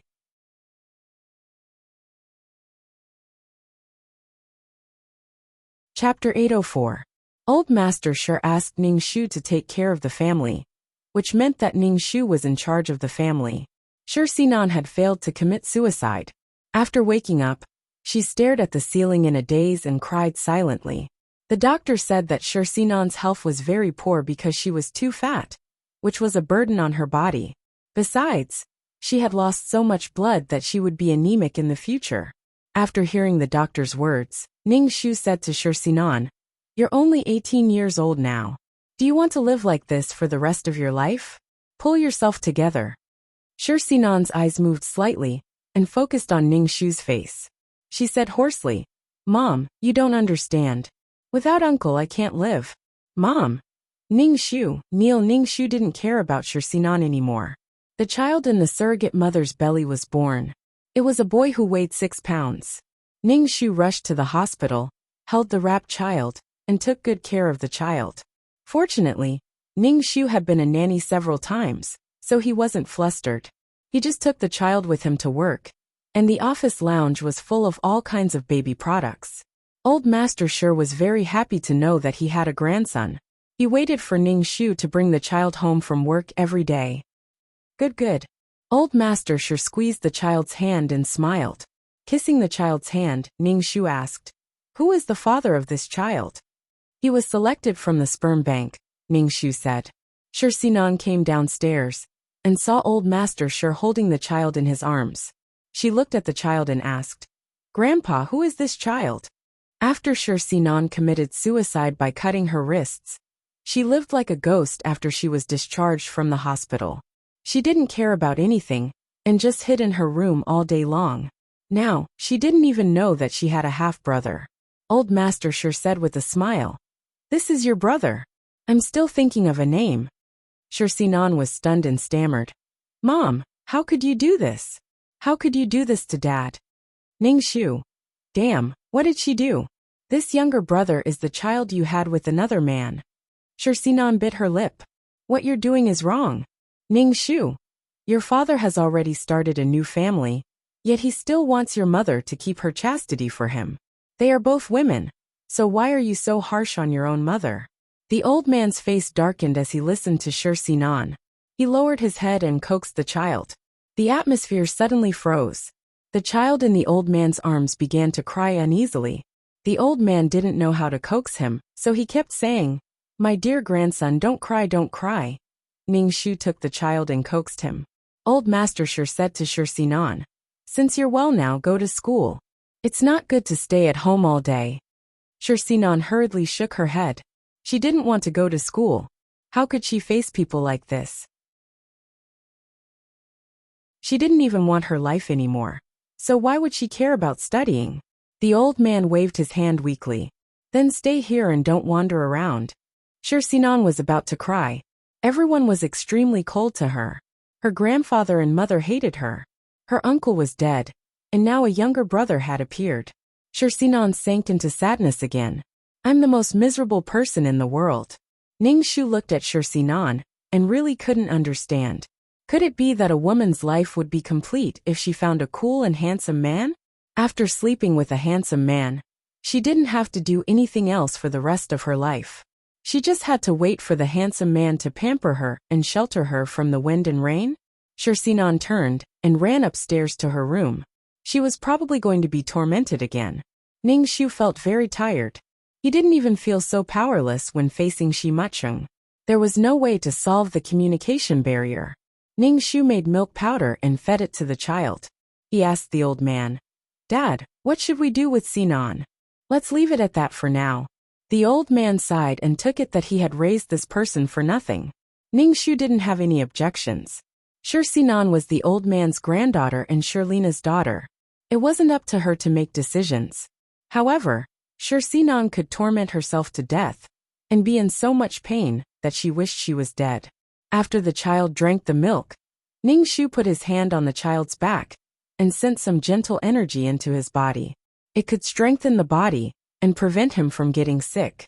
However, this child was quite well behaved and not noisy, so it was easier to take care of. In the evening, Ning Shu put the child in the cradle by the bed and sat cross-legged on the sofa to cultivate. 2333's voice sounded in his mind. "Mission completed. Do you want to leave the mission world?" "Leave." Ning Shu glanced at the child in the cradle and clicked leave. Ning Shu was suddenly in a trance. When he opened his eyes, he was already in the system space. Ning Shu immediately collapsed and lay on the sofa to check the mission points. Number, 2333. Name, Ning Shu, Intermediate Mission Taker. Age, 27 points, 615 Soul Value, 300 Health Value, 71 Wisdom Value, 244 Charm Value, 10 Luck Value, 74 Spiritual Power, 150 Faith Power, 1314 Force Value, 162 Aptitude, 69 Merit Value, 10050 Skills. 5th Ring Shooting Technique, Trash Fighting Technique, Ultimate Martial Arts Entry, Beginner Poison Technique, Beginner Business Management Knowledge, Beginner Code Programming, Beginner Lawyer Skill, Ghost Catching Skill. Honorary Titles, Goddess of War, Selfless Ancestor Tools, Calm Aura, Faith Aura, Amulet 5 Upgraded Amulet Aura, Mother of the World Queen's Blessing, Model Worker Chunshi's Blessing, Leader Aura Grass Blessing, Best Friend Meow Meow Meow's Blessing, Life-Saving Hand Zhu Sunyang's blessing. Completed Sherlina's wish. Completion rate, 100.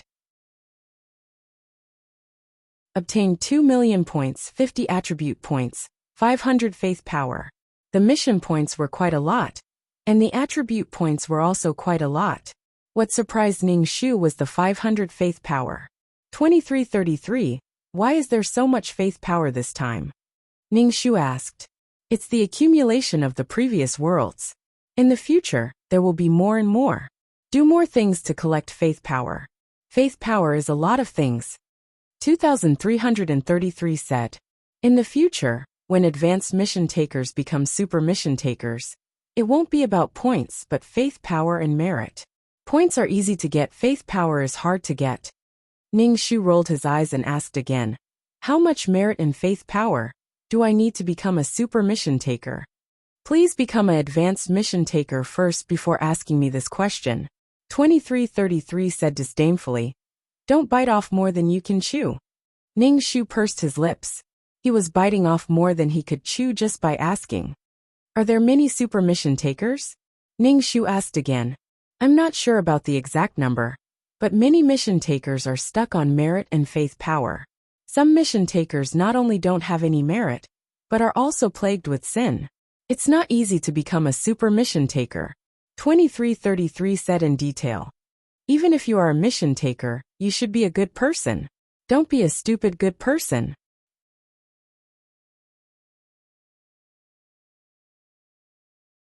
Chapter 805. After receiving 50 attribute points, Ning Shu added 50 points to wisdom, luck, mental strength, martial strength and aptitude. Number, 2333 Name, Ning Shu, intermediate task taker, age, 27 points, 8. 15 million soul, 300 health, 71 wisdom, 24410 charm, 10 luck, 7410 mental strength, 15010 faith, 1814 martial strength, 16210 aptitude, 6910 merit, 10050 skills. 5th ring shooting technique, trash fighting technique, beginner martial arts, beginner poison technique, beginner business management knowledge, beginner code programming, beginner lawyer skills, beginner ghost catching skills. Honorary titles. Goddess of War, selfless ancestor tools. Calm Halo, Faith Halo, Amulet 5 upgraded Amulet Halo Mother of the World Queen's Blessing, Model Worker Chunxi's Blessing, Leader Halo Grass Blessing, Best Friend Meow Meow Meow's Blessing, Life-Saving Hand Zhu Sunyang's Blessing. After adding the attribute points, Ning Shu sat cross-legged on the sofa to cultivate. He absorbed the soul power in the space and waited until the power was saturated before he stopped cultivating. Ning Shu 233 said, I want to see Sherlina's situation when she returned. Okay. A screen appeared in front of Ning Shu. It showed Shersinan sitting in the office. Now the child was almost 2 years old. He supported himself on the sofa and was learning to walk.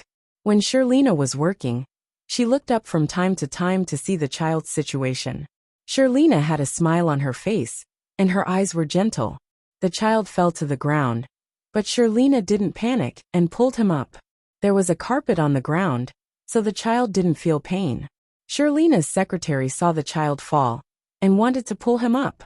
Sherlina immediately said, Let him get up by himself. He can get up by himself. Seeing that no one was paying attention to him, the child was too lazy to walk. He crawled on the ground and then slowly stood up. He walked around the office holding things or grinding his teeth. Sherlina had a smile on her face. When it was time to get off work, Sherlina took the child back. In the villa, the old man was playing chess with the old secretary. When he saw the child, he immediately said, My good grandson is back. The old man couldn't carry the child now, so he let the child sit on his lap and talked to the child intimately. Sherlina looked upstairs and went to Shersinan's room. The floor of Shersinan's room was full of snack bags. There were all kinds of smells mixed together, and she didn't know where to put her feet. Sherlina frowned tightly and walked into the room. She saw that Shersinan was still lying on the bed and sleeping in the middle of the day. In the past 2 years, Shersinan had gained a lot of weight. Lying on the bed, her body took up more than half of her body. Her whole body was like an inflated balloon. which was very scary, especially the flesh on her stomach. Sure, Sinan's pants couldn't be found on the market. Sure, Sinan's face was scrunched up, and she couldn't open her eyes. Even if she tried, she couldn't open them wide. It had been almost 2 years, and Sure Sinan hadn't recovered from the pain of love. She lay in her room every day and never went out. She had also dropped out of school. When Shirlina saw Sure Sinan like this, she was furious and couldn't help but say, "How long are you going to be sad for a man who died so long ago? What you have to do now is get up, lose the weight on your body, and live a good life. If you continue like this, your body won't be able to take it." Shirlina couldn't help but say. Seeing Sure Sinan like this, Shirlina really wanted to strangle her to death. Sure Sinan was indifferent to Shirlina's words. With difficulty, she turned her back to Shirlina. "You already have a son. Don't worry about me. Even if my body can't take it, I'm willing. I've wanted to die for a long time." Shirlina was speechless. Shirlina was really angry. "From tomorrow onwards, if you want to die, then don't eat anymore. Look at how much you've eaten. 1 meal is enough for 4 people. There's enough to eat and drink, yet you're degrading yourself like this. You're the eldest sister. Can't you set an example for your brother? Okay then, I won't eat anymore. Grandpa can't see me, and neither can you. Everyone can't see me. What's the point of me living?" Sure Sinan cried and shouted. Shirlina was stunned for a moment. When she saw how irritable Sure Sinan was, she softened her tone and said, "Sinan, Mom will find you a psychiatrist. Mom thinks that you've been staying at home for too long. We'll hire a fitness trainer to come home and work out for you. Sinan, you're still young. You still have a long way to go in life." "I'm tired of hearing these words. I don't want to live anymore. It's so boring." Sure Sinan's eyes were hollow as she said, "I can't live in a world without Uncle." Shirlina took a deep breath and didn't say anything more. She found a psychiatrist for Sure Sinan to counsel her. Shirlina really couldn't do anything else. She really didn't know what to do with this daughter of hers. After leaving Sure Sinan's room, Shirlina put away the worry on her face and went to make milk for her son. Shirlina found a psychiatrist for Sure Sinan, but Sure Sinan didn't cooperate at all and shut the psychiatrist out. When the fitness trainer saw Sure Sinan's figure and terrifying appetite, he shook his head one after another. If he really took this job, he was afraid that his reputation would be ruined. Ning Shu shook his head. The fact that Sure Sinan could grow so fat was beyond Ning Shu's expectations. She weighed more than 150 kilograms. The effect of acupuncture was already very weak, but Sure Sinan still kept eating and bloating her stomach. If she went for surgery to reduce the size of her stomach, and coupled with exercise, Sure Sinan could slim down. You could never wake up a person who was pretending to be asleep. In any case, Shirlina's life could be considered a reversal. After seeing that Shirlina had gone back, Ning Shu prepared to go to the virtual space to wander around and have a meal. As a soul, one wouldn't feel bloated or fat if they ate too much. No matter how much they ate, they wouldn't end up like Sure Sinan. After all, it was the virtual space. Ning Shu sized up the entire virtual space. It was exactly the same as before. There were no changes at all. Ning Shu asked 2333. "Uncle crushed the virtual space last time. Is this virtual space still the same?" "No, this is new," 2333 said. "The virtual space from last time is already unstable and could collapse at any time." Ning Shu was the person who could destroy a space and then reconstruct it, the same person as the person who was injured by the hidden weapon? Ning Shu wandered around for a while before going to a restaurant and ordering a table full of dishes to satisfy his appetite.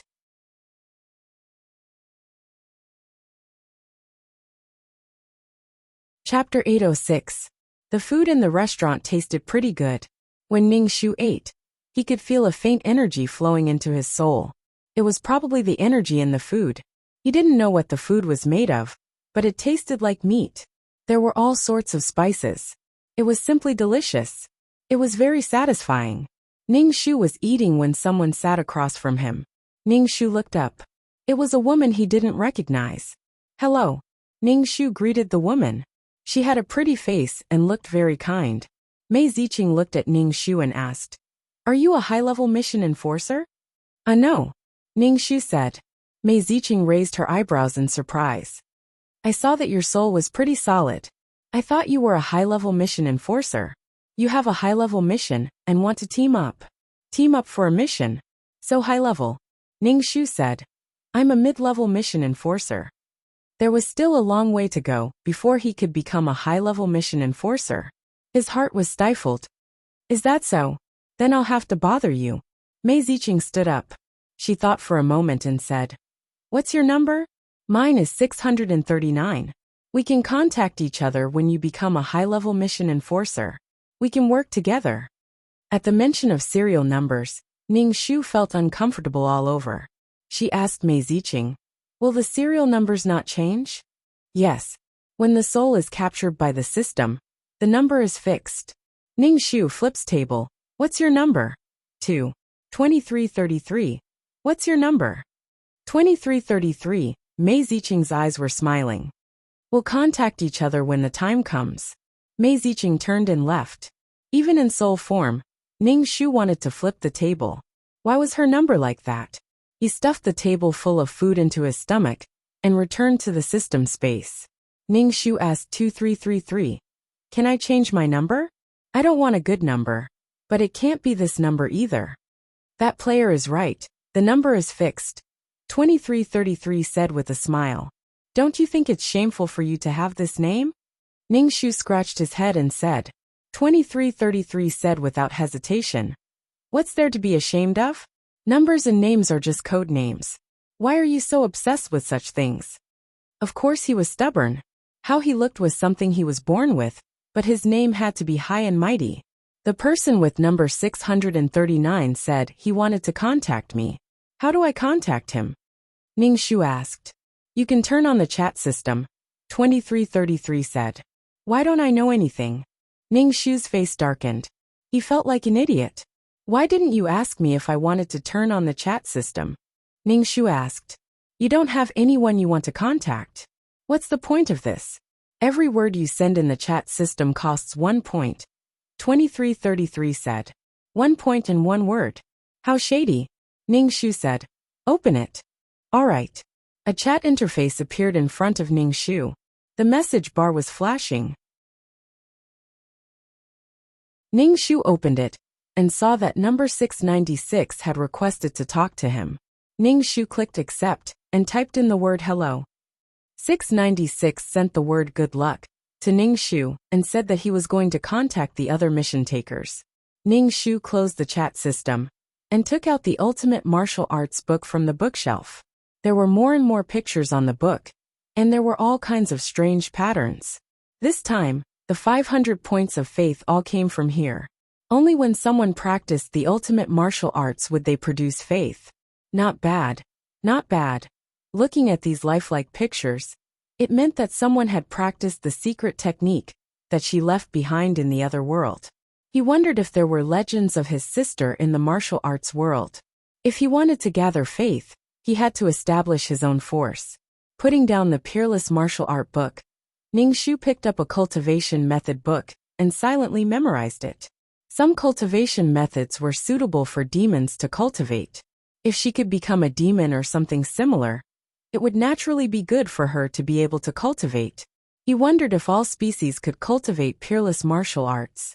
After memorizing the secret technique book, Ning Shu took out another book and silently read it. After every mission he would read a book. He wondered if he could become a high-level mission taker after reading these books. He had to become a high-level mission taker quickly. The system space was quiet. Only the sound of Ning Shu flipping the book could be heard. After reading, Ning Shu put the book on the bookshelf, watered the potted plant, and tidied up the tea table and the furnishings in the room. Cough. Ning Shu coughed twice and sat on the sofa. He said to 2333, "Look at the mission taker." Okay. A person gradually appeared in the system space. It was a girl in a dress. She was very beautiful, but her face was covered with frost. She looked very old. She clearly looked young, but she was so tired and powerless. The girl looked at Ning Shu and said, "I want to counterattack." I want to sacrifice all my soul power to counterattack. Ning Shu raised his eyebrows. She wanted to sacrifice all her soul power. Ning Shu didn't agree. Instead, he said, if you have something to say, then say it slowly.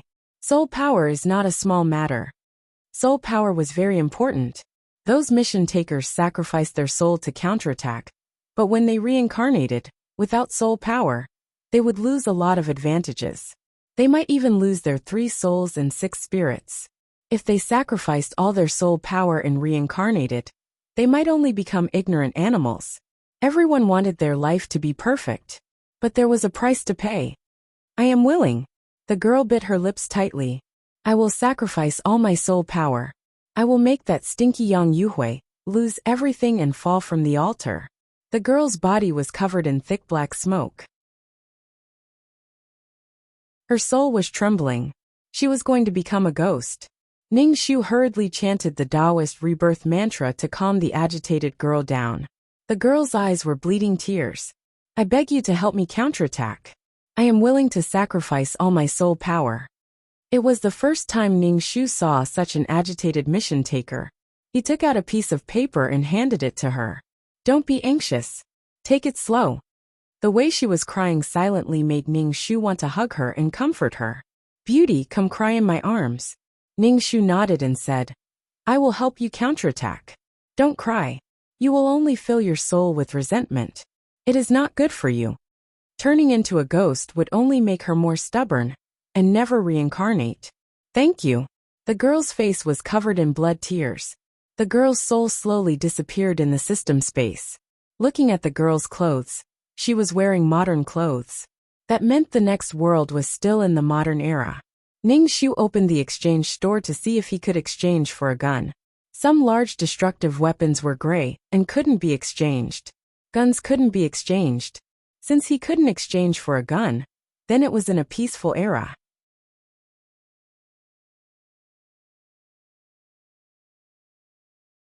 Chapter 807. Since he couldn't exchange for guns, Ning Shu exchanged for fasting pills, water, and some basic medicine. With these, he would be able to survive no matter what. Thinking of the person who gave him the mission, Ning Shu took a deep breath and said to 2333, enter the mission. Ning Shu suddenly felt dizzy. Because his soul was getting stronger, Ning Shu could clearly feel his soul fusing with his body. He felt like he was forcing himself into his body. When his soul was completely fused, Ning Shu opened his eyes and saw a boy standing in front of him. The boy had hair gel on his head, and there were some acne marks on his face. This was a young man, but he had a youthful vigor that didn't exist in his twilight years.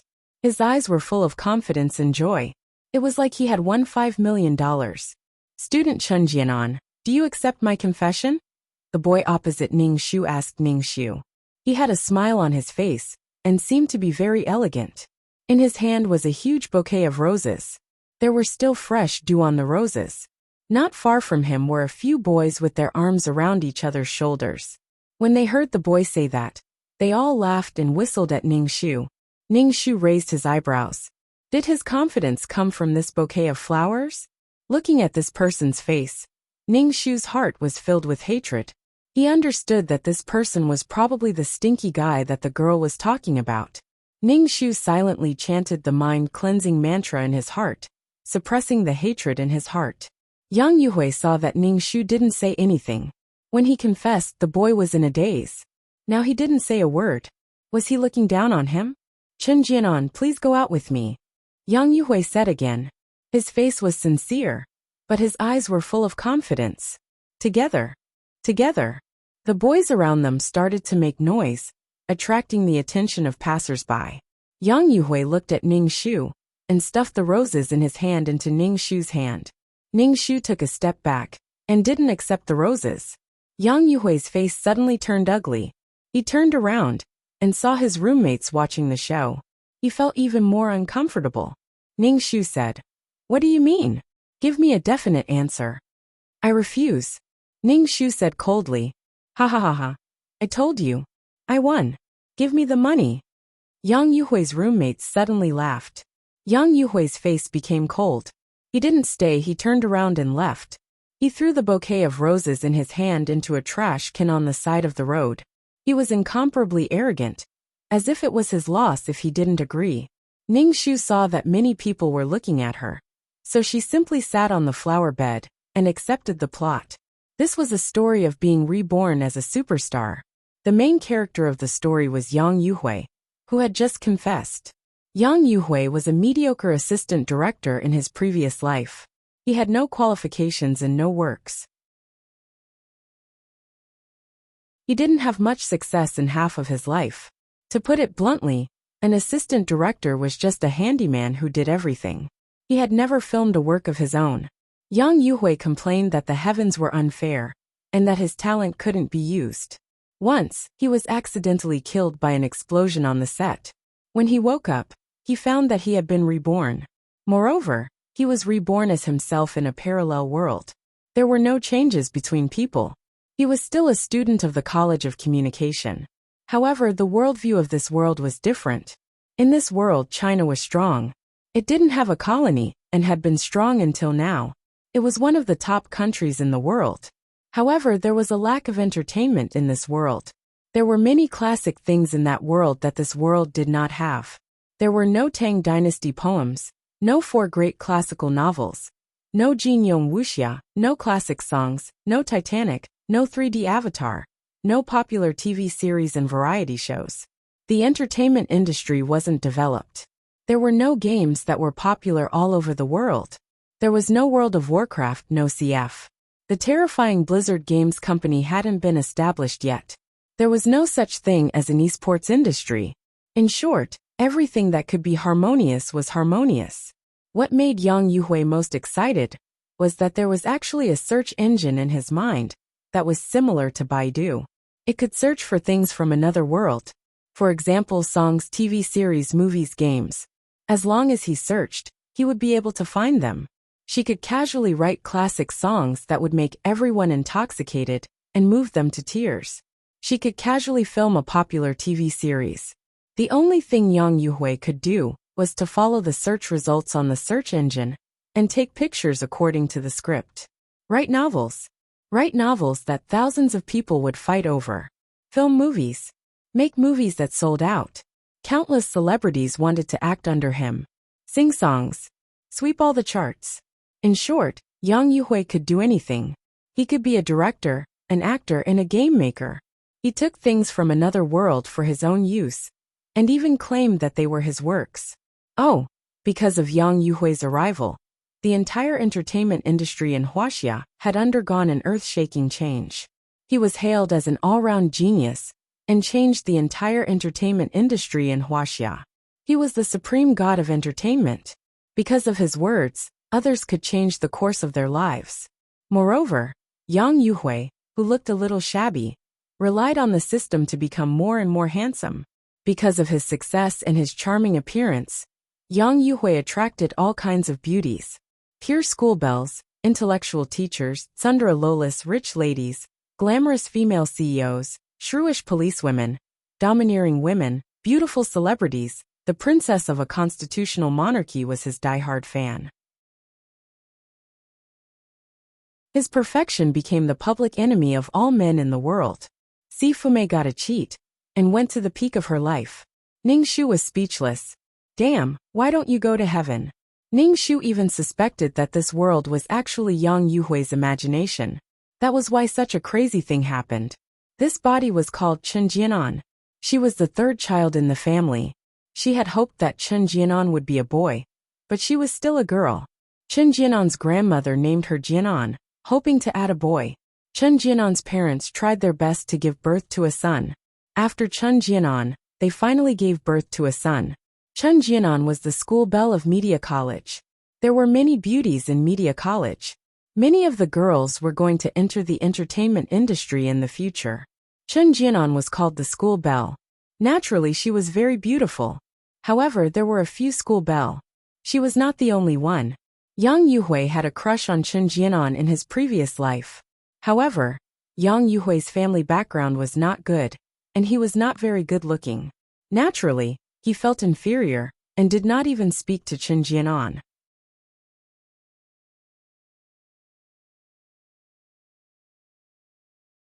Chapter 808. The reborn young Yuhui was full of confidence because he had the system. He felt that he had the capital to pursue the girl he had a crush on in his previous life. With this search system, he would be able to do great things in this world and achieve unparalleled greatness. Money would roll in his direction. Fame, status, women, these things would become easy and no longer unattainable. Even though he knew that Chen Jianan had a boyfriend, he still felt that he could succeed in poaching her. If she had good taste, she would choose him. When Yang Yuhui said that he could woo the campus belle, Chen Jianan, no one in the dormitory believed him. They said that he was crazy. She gave up her rich boyfriend for a poor man. Her roommates even made a bet, as if the world was in chaos. Yang Yuhui was full of confidence. He bought flowers and confessed. Chen Jianan naturally rejected him.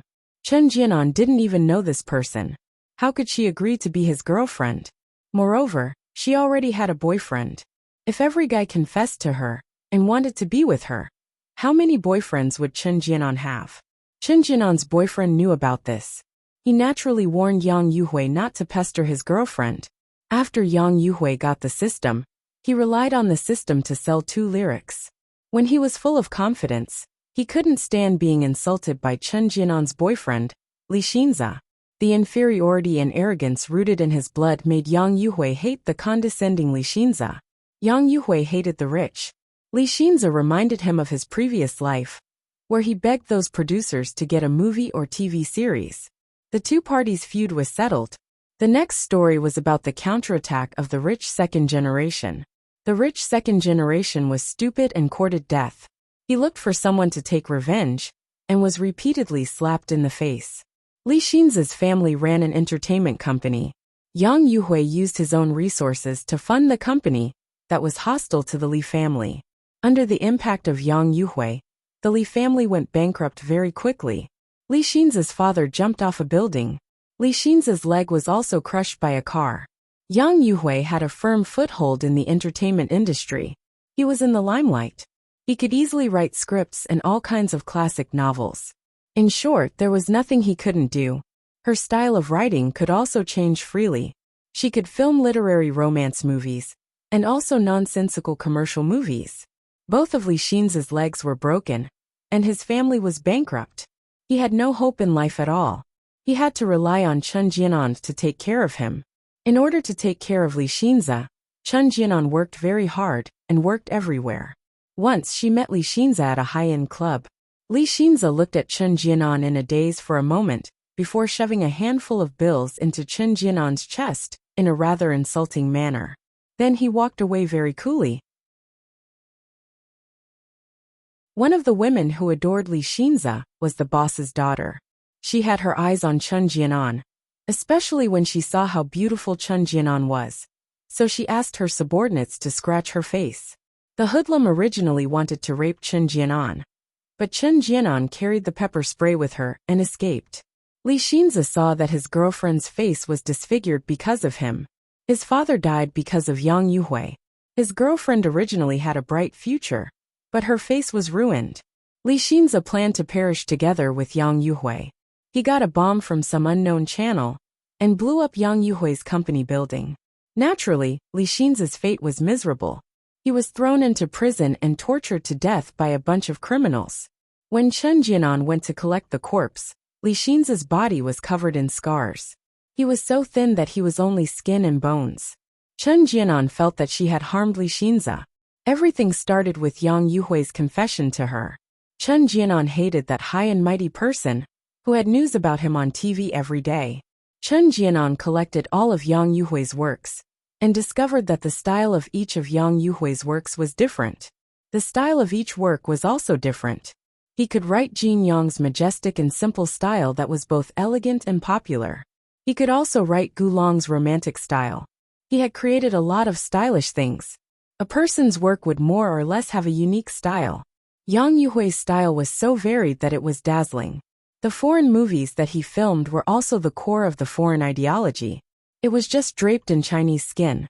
Chen Jianan posted on the internet that Yang Yuhui's works were all ghostwritten, and listed out all kinds of evidence. This post attracted a lot of attention. When Yang Yuhui saw this post, he couldn't help but panic. The system was his biggest reliance. Yang Yuhui had a strong desire to kill the person who posted this. The boss's daughter hated that someone slandered Yang Yuhui. She used all kinds of methods to find Chen Jianan. She first raped and then killed Chen Jianan, and threw her into the sea to feed the fish. Chen Jianan's wish was to let Yang Yuhui, this rotten person, have nothing. He would be trampled on forever. He would have nothing and suffer bitterly. She wanted to protect Li Xinzi and change Li Xinzi's tragic fate.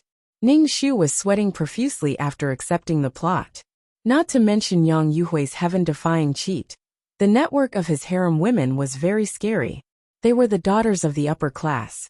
They were enough to set up a protective umbrella for Yang Yuhui. Anyway, there were no other men in this world.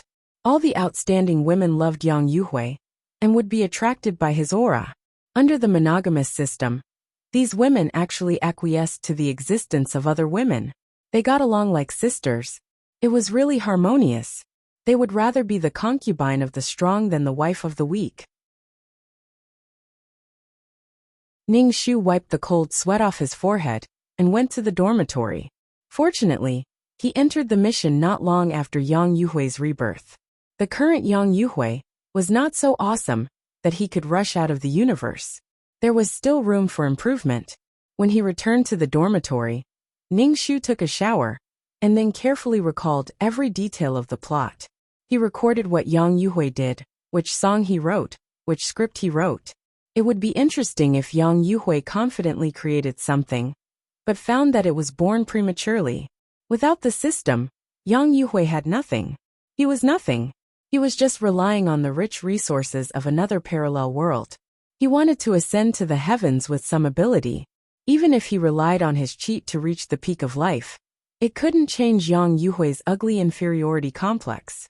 Ning Xu was writing down Yang Yuhui's glorious resume, life diary, and achievements and works when his phone rang. Ning Xu picked up the phone. A hearty voice came from the other end. Jianan, I heard that someone confessed to you. This was Chen Jianan's boyfriend Li Xinzi. He was such a good young man. But Yang Yuhui took revenge on him. Ning Xu. It was the first time in her life that she had a boyfriend. However, the boyfriend was not hers.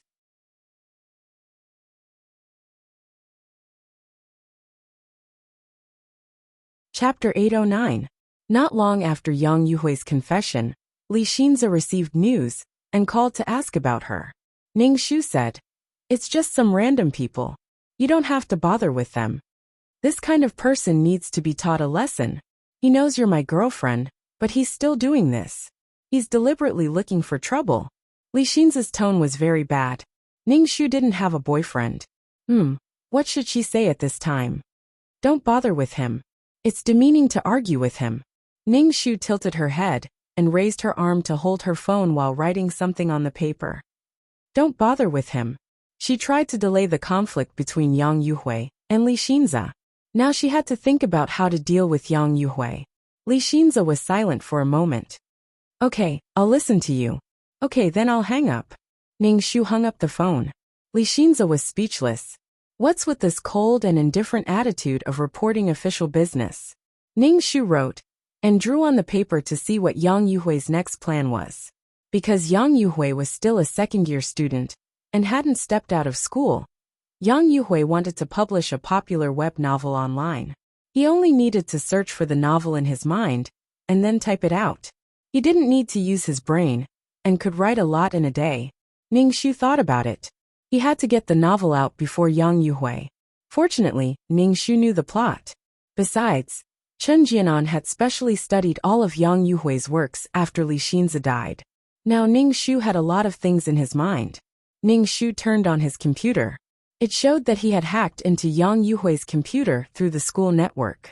Yang Yuhui's computer had some short movies. He found a lot of manuscripts in a folder, and there was more than one. They were all novels of different styles. It seemed that Yang Yuhui was ambitious. Ning Xu hacked Yang Yuhui's manuscripts and copied them to his computer. Then he deleted all the manuscripts on his computer. Ning Xu looked at so many manuscripts and registered them directly on the internet. He was faster than him. Ning Xu did not intend to rely on this to make money, as long as he could discuss Yang Yuhui. Ning Shu easily copied and pasted the novel onto the internet. If he published it first, Yang Yuhui would no longer be able to use these books to earn money. This was because these books already existed. These books were all popular novels in that world. They were carefully selected by Yang Yuhui and could even be made into a big IP to film a TV series. After doing all this, Ning Shu stretched his neck. Everyone else in the dormitory had returned. Chen Jianan, I heard that a director confessed to you. Why didn't you accept? Ning Shu asked a girl. This girl had a good figure, and most importantly, she looked very pure. This girl's name was Fang Menghan. In the end, she entered Yang Yuhui's harem. Later on, Yang Yuhui gradually stood out in the school and became a famous figure. Fang Menghan often mocked Chen Jianan for being short-sighted and judging people by their appearance. Back then, when Yang Yuhui had confessed to her, she had rejected him. If the current Yang Yuhui were to confess to Fang Menghan, would Fang Menghan accept it? He, Ning Shu said coldly. I already have a boyfriend. Why should I accept him? If he confessed to you, would you accept him? Fang Menghan pursed her lips and changed the topic. You're so lucky to have Li Xinza as your boyfriend. His family owns an entertainment company.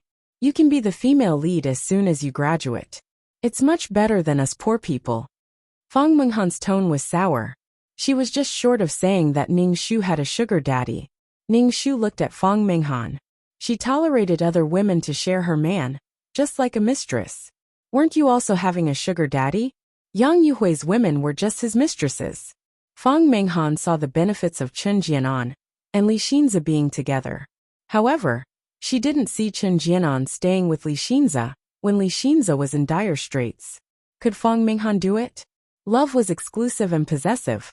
Fang Menghan tolerated Yang Yuhui having so many women. Wasn't it because she wanted something from him? Yes, I am lucky. Luck is also a kind of strength. Ning Shu said indifferently. The original Chen Jianan and Fang Menghan didn't get along well. Both of them were campus belles. Fang Menghan always felt that Chen Jianan had a sugar daddy, while she was a pure lotus. To put it bluntly, she was envious and jealous. Ning Shu never thought of being good friends with Fang Menghan. The conversation between the two ended here. Fang Menghan went to the bathroom to wash up. She muttered, "What are you showing off for?" Ning Shu planned to send all the classic songs written by Yang Yuhui to Li Xinza's company anonymously.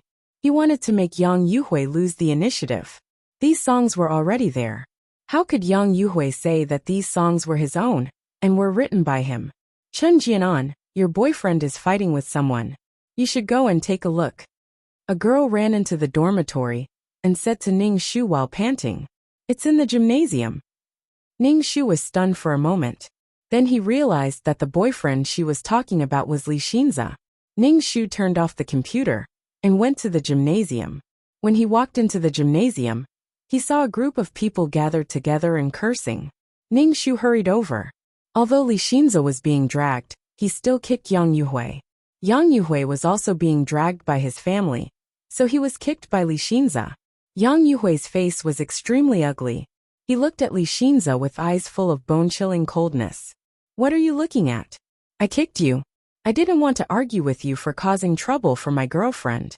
But what do you mean by deliberately provoking me? Li Xinza's eyes were filled with arrogance and disdain for Yang Yuhui. Li Xinza came from a well-off family, and he was also handsome. However, Yang Yuhui was a little shabby. There were shoe prints on his jersey, and his face was red with anger. The acne marks on his face were also obvious. Now, Yang Yuhui was obviously suppressed by Li Xinza's aura. Yang Yuhui's eyes flashed with humiliation. You're just relying on your family's money. How can you be so smug when you don't have money? My family is rich because my father can earn money. I have a good life. You're not convinced? Li Xinza sneered and said, You obviously want it, but you act like you hate the rich. How disgusting. Ning Shu. Li Xinza's mouth was poisonous. Yang Yuhui narrowed his eyes and said firmly, Don't regret it. Li Xinza didn't comment. Yang Yuhui turned to leave. When he saw Ning Shu standing not far away, disgust and disdain flashed across his face. After Yang Yuhui left, The people in the same dormitory as him also left. Li Xinza saw Ning Shu. Ning Shu walked over. Jianan. Ning Shu gulped. He didn't know how to get along with Li Xinza. Ning Shu grinned and asked, "Are you okay?"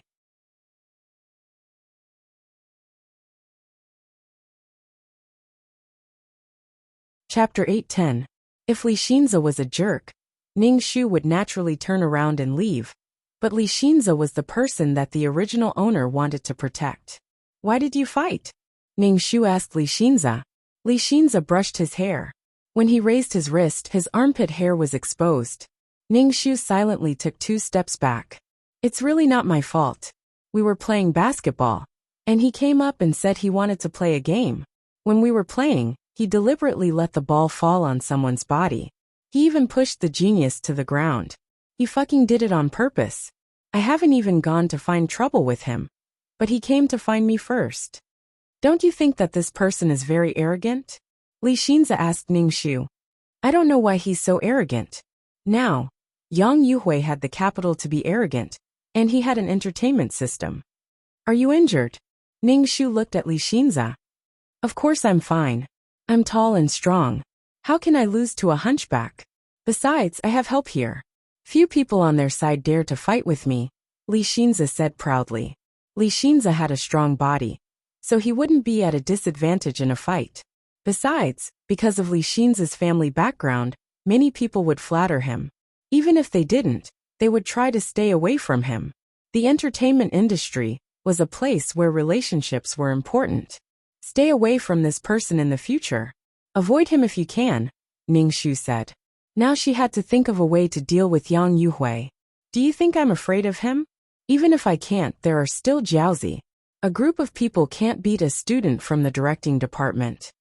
The Jiaozi that Li Xinza was talking about were his classmates from the same family background as him. They were just bad friends. When the Li family went bankrupt, they didn't help because they were afraid that Yang Yuhui would deal with them. Li Xinza frowned and asked, Jianan, don't tell me you like that guy? Ning Shu. There's no such thing, Ning Shu said. You're quite dirty. Go back and wash up first. Ning Shu didn't have anything to talk about with Li Xinza. Li Xinza said, I'll send you back to the dormitory. No need. You can go wash up. I'll go back by myself. Ning Shu was very polite. You go first. Then you go first, Li Xinza said. All right then, I'm leaving. Ning Shu turned around and left. Li Xinza was speechless. When Ning Shu returned to the dormitory, Fang Minghan asked Ning Shu, What happened? Is everything settled? I heard your boyfriend got into a fight with someone. Why do you have to get physical? This is the problem of the rich second generation. I wonder if there will be domestic violence in the future. They never know how to respect women. It's not that I want to say this, but for someone like Li Xinza, when he graduates and enters his own company, who knows how many beautiful actresses and artists he'll meet? I wonder if he'll even remember you by then. Ning Shu looked at the chattering Fang Minghan expressionlessly and said coldly, You seem to be very concerned about the matter between Li Xinza and me. Fang Minghan's actions were too nosy. Moreover, the relationship between Fang Minghan and Chen Jianan was not good. They were not even friends. Although they were in the same dormitory, their relationship was really bad. Fang Minghan seemed to be considerate of Chen Jianan, but she was trying to sow discord between Chen Jianan and Li Xinza. People who were in love would always let their imagination run wild. Anyone who heard such words would feel uncomfortable and couldn't help but doubt their lover. In the end, Fang Minghan was jealous that Chen Jianan had such a boyfriend. After graduation, she would have to struggle for many years less in the entertainment industry. This is between Li Xinza and me. What does it have to do with you? Ning Shu said lightly. Fang Minghan's face flashed with embarrassment, and then she said briskly, Yes, it has nothing to do with me. I'm just talking about it. Don't think too much. See, this was a person who didn't know how to chat. She deliberately made people uncomfortable. She had already said it, but she didn't want people to think too much. If she didn't say it, what else could she think? Don't worry, I won't think too much, Ning Shu said. Fang Minghan's eyes flashed with embarrassment. Ning Shu turned on his computer and continued to write the lyrics. These songs were all written by Yang Yuhui, and they were all very classic songs in that world. Ning Shu's fingers tapped on the keyboard quickly. Fang Menghan came over and looked at Ning Shu's computer. Ning Shu closed his laptop, so Fang Menghan didn't see anything at all. But when she saw Ning Shu like this, her eyes flashed. She pointed at Ning Shu and smiled ambiguously. Tell me honestly, are you in an online relationship? Is there anything that you can't show others? Fang Menghan touched her chin and pretended to be thinking. She originally looked pure and innocent, and this action made her look very delicate. You don't like Li Xinza anymore? Fang Menghan asked. Ning Shu was really annoyed by this girl. She had taken a fancy to Chen Jianan's boyfriend. No, maybe she just didn't want Chen Jianan to be happy. She didn't even think about it before accusing her of being in an online relationship. Don't worry, I won't tell anyone.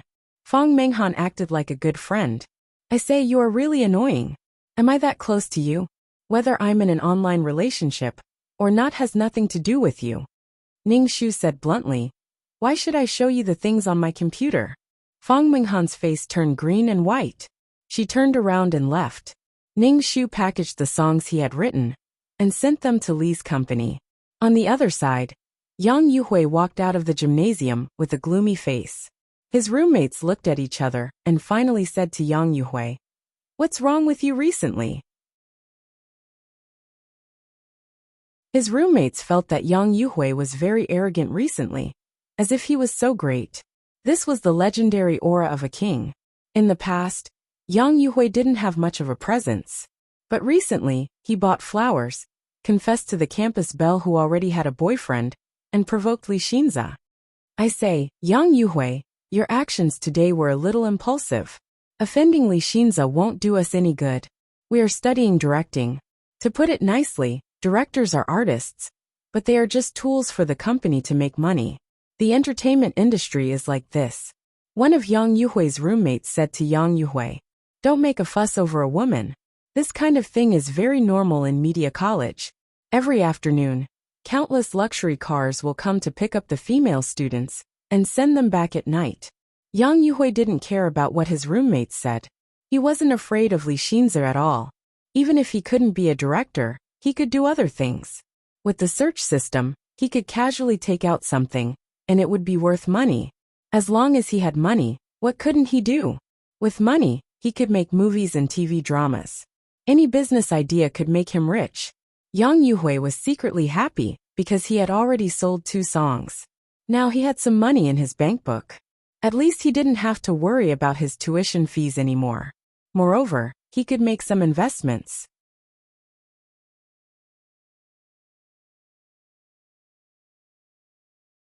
Chapter 8:11. Although Yang Yuhui didn't care about Li Xinza, he was very angry with Chen Jianan. He felt that he was stupid to have a crush on Chen Jianan for so long. He was really stupid. That Chen Jianan was just a green tea bitch who loved vanity. She would regret it one day. Yang Yuhui returned to the dormitory and turned on his computer. He needed to use his novel to prepare funds, because he had to go to school now. Yang Yuhui had already planned for his future. He needed to use his time in school to earn enough money. Writing novels, songs, scripts, these were all endless wealth. However, when Yang Yuhui turned on his computer, he couldn't find his manuscript. Yang Yuhui's heart suddenly skipped a beat. He flipped through every folder to find his manuscript. However, the manuscripts had disappeared without a trace. What the hell was going on? There were so many manuscripts, some of which he had stayed up late to write with infinite expectations and passion. He knew that these manuscripts would become popular, so he was especially motivated to write them. However, the manuscripts were all gone now. Gone. Yang Yuhui was so angry that he wanted to smash his computer. He angrily asked one of the hostages in the dormitory, "Did you guys touch my computer? The things in my computer are gone." Yang Yuhui's roommates looked at each other and shook their heads. "We didn't touch your computer at all. Isn't your computer in your cabinet?" Some time ago, Yang Yuhui bought a laptop. It was like he had gotten a treasure. Who could touch his computer? Now that something had happened, he yelled at them. Everyone in the dormitory was very unhappy. However, Yang Yuhui was about to explode. He had worked so hard to get his hands on it, and now it was gone just like that. The search engine in his brain could only search, but it couldn't copy and paste. Therefore, he had to type out those words one by one. If you guys didn't touch it, then why are the things in my computer gone?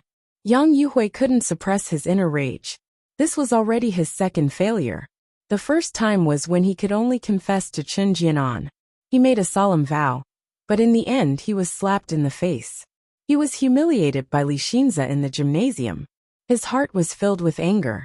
Now that the manuscripts he typed out were gone, everything was going wrong. With the system he should be like a god. Yang Yuhui frowned and asked again, "Who touched my computer?" Everything else was there, but the manuscripts were gone. Yang Yuhui suspected that someone had seen the manuscripts and stolen them.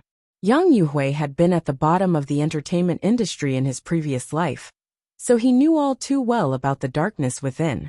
Therefore, when the script disappeared, his first reaction was that someone had seen the script and wanted to take it for themselves. Yang Yuhui's roommates saw Yang Yuhui, looking like he was about to eat someone, and felt inexplicable. One of them sneered and said, "Yang Yuhui, are you venting your anger on us because you were bullied by Li Xinze? Who touched your computer? You're so weird all day. Are you sick?" "What did you say?" Yang Yuhui's eyes were red. "Say it again." "What did I say?" "You are crazy." His roommate refused to back down. Seeing that the two sides were about to fight, the other two stopped them. "Calm down. Yang Yuhui, we didn't touch your computer. Look for the things in your computer yourself." Yang Yuhui rubbed his forehead and was a little annoyed. He turned on the computer again and carefully looked at the documents. In the end he gave up. His documents were really gone. Yang Yuhui was so angry that his body was trembling. In the end, he could only search for the contents of the novel in his mind and slowly rewrite it. Yang Yuhui stayed up until midnight just to finish the manuscripts.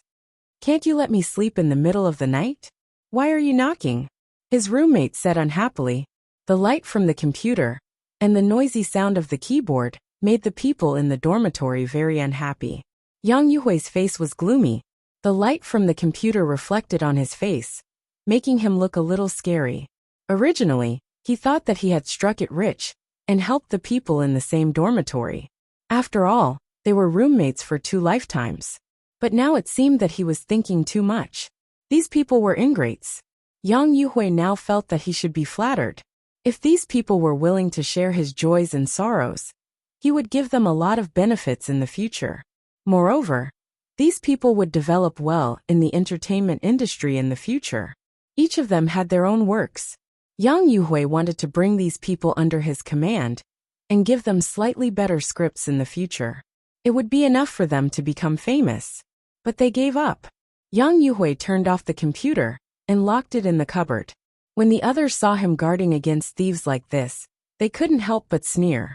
Another music company wanted Yang Yuhui's lyrics, and the remuneration was very generous. But Yang Yuhui wasn't very satisfied with the price. If he wasn't short of money, he wouldn't sell the lyrics at such a low price. But now he didn't have the capital to release his own records. Yang Yuhui wrote a few songs that weren't so famous and gave them to the music company. He still wanted to keep those classic songs for his own use. It was impossible for him to give them to them, especially when the price was so low. Because of this, Yang Yuhui received a sum of money, and his depressed mood became much better. Yang Yuhui spent all his time on the manuscripts. After staying up late for 2 months, he finally finished the manuscripts. He immediately went to the website to publish it. But when he entered the title of the book, he was told that the title already existed. Yang Yuhui was stunned for a moment and cursed to see a ghost. He was the only one who knew the title of this book. There was someone else who had the same title as him. Yang Yuhui searched for that book and realized that this book had been published a long time ago. He clicked on the content, and it was exactly the same as his. Yang Yuhui was dumbfounded. How was this possible? He was sure that this world didn't have such novels. But what was going on now? Yang Yuhui searched for other novels and found them all. Moreover, the pen name of each book was different. Yang Yuhui's hand that was clicking the mouse was trembling.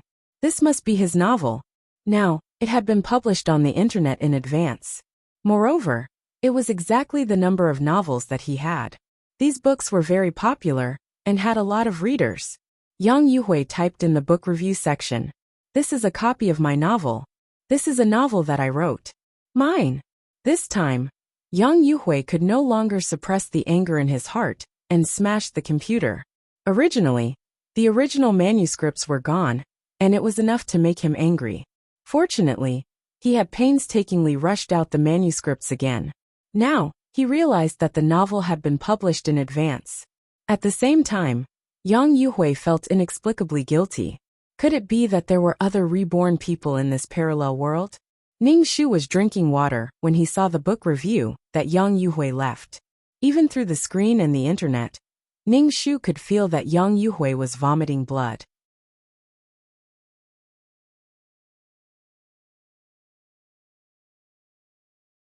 Chapter 8:12. Ning Shu put down the glass and typed, "What evidence do you have to prove that this is your novel?" Yang Yuhui's original copy was gone.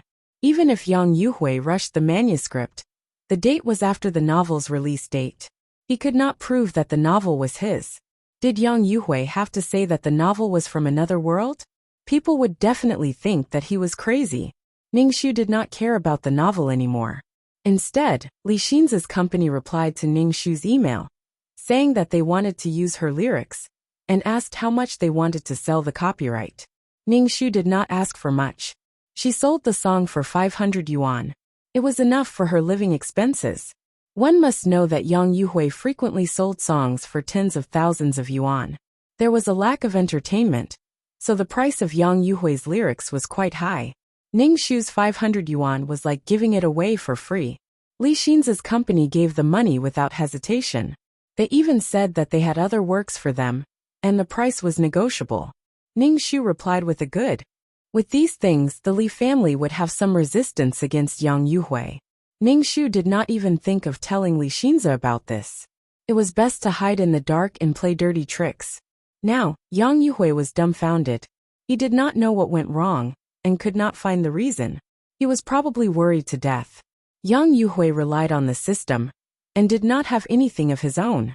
He had not filmed a TV drama or movie for half his life. He had not even filmed a single advertisement. This meant that he did not have any ability. Suddenly, he obtained the system, and relied on the resources provided by the system. Once these resources were no longer his advantage would be gone. Ning Shu hacked into Yang Yuhui's computer again, and found that there was no way to hack into it. What was going on? Could it be that he had set up a network defense? Ning Shu did not know that Yang Yuhui had smashed his computer into pieces. Yang Yuhui's roommate looked at the crazy Yang Yuhui indifferently. What kind of stimulation did Yang Yuhui get? Yang Yuhui smashed his computer. Looking at the unrecognizable computer, a sense of defeat rose in his heart. Ever since his rebirth, he had always thought that he would have a bright future with the search system. He thought that it was his master's compensation for him. But what was going on now? Had someone stolen his manuscript? Or had someone been reborn like him? Being reborn once again, Yang Yuhui would never allow himself to become a mediocre person like in his previous life, who had to lower his voice under the direction of a director, who didn't even dare to breathe loudly in front of famous stars and actors, and who had to coax those who were shining brightly. Yang Yuhui picked up the computer parts and swept some of the fragments with a broom. Although he had vented his anger, Yang Yuhui still had to buy a new computer. Moreover, he had decided to buy a very expensive computer. The next time he was angry, he would not bear to smash the computer. Then, when Yang Yuhui went to buy a computer, he was inexplicably despised by the shop assistant, who said that Yang Yuhui couldn't afford it. Yang Yuhui changed to another shop assistant, swiped his card, and then walked away very pretentiously. The shop assistant was left pounding his chest and stamping his feet, regretting that he had looked down on them and missed the generous commission. Anyway, no matter where the protagonist went, there would always be a brainless passerby who would give him a chance to show off. Even when they were having a meal, the waitress in the hotel was chased by a rich second generation. The girl was impatient, And then the protagonist came out to slap her in the face. The stupid second generation would find someone to take revenge, and then he would be slapped in the face again. Ning Shu was still working tirelessly to hack into Yang Yuhui's computer, but he still couldn't hack it, so he gave up for the time being. Recently, the singer I like released a few good songs, said one of his roommates in the dormitory. Ning Shu asked, "What songs are they?" His roommate told Ning Shu the names of the songs. Ning Shu searched online and found that they were songs from that world, but it was sung by a different singer. Ning Shu looked at the information of the songs. The lyricist was Yang Yuhui's name. "Hey, Yang Yuhui, the lyricist is Yang Yuhui?" Fang Menghan looked at the phone and called out in surprise. Then Ning Shu asked, "This Yang Yuhui is from the directing department. Is the Yang Yuhui who confessed to you the same person?" "I don't know," Ning Shu said faintly. Fang Menghan rolled her eyes and listened to the song on the phone. She felt that it was necessary for her to investigate if it was the same person. The songs that had just been released had caused quite a stir, and the name of the lyricist Yang Yuhui had also attracted the attention of the students. Especially those who knew Yang Yuhui, they all felt that it was the same name. For example, Fang Menghan went to find Yang Yuhui to test if Yang Yuhui was the lyricist of those songs. Yang Yuhui had already noticed that many people were looking at him, and they were whispering to each other. Yang Yuhui couldn't help but straighten his back. This made him a little charming. Success and fame were the greatest charm of a man. Fang Menghan looked at Yang Yuhui, who was walking towards her. Suddenly, her heart beat violently, and her whole body seemed to be electrified. Fang Menghan blushed a little. She walked over and asked directly, "Senior, are you the lyricist of those songs?" Fang Menghan looked pure and charming, and her smile was very sweet. Yang Yuhui didn't get angry when she asked such a rude question. Perhaps the existence of these songs gave Yang Yuhui confidence. Looking at Fang Menghan's flawless and beautiful face, Yang Yuhui wanted to tease her. "Do you think there is a second person called Yang Yuhui?" Fang Menghan immediately widened her eyes. Her pair of clear eyes reflected Yang Yuhui's face, which made Yang Yuhui's heart tremble. He felt that this girl was much more beautiful and pure than Chen Jianan. "Senior, are you really the lyricist? Are you really so talented?" Fang Menghan said with some disbelief. Her appearance was very delicate and charming, which made Yang Yuhui feel that she was very cute.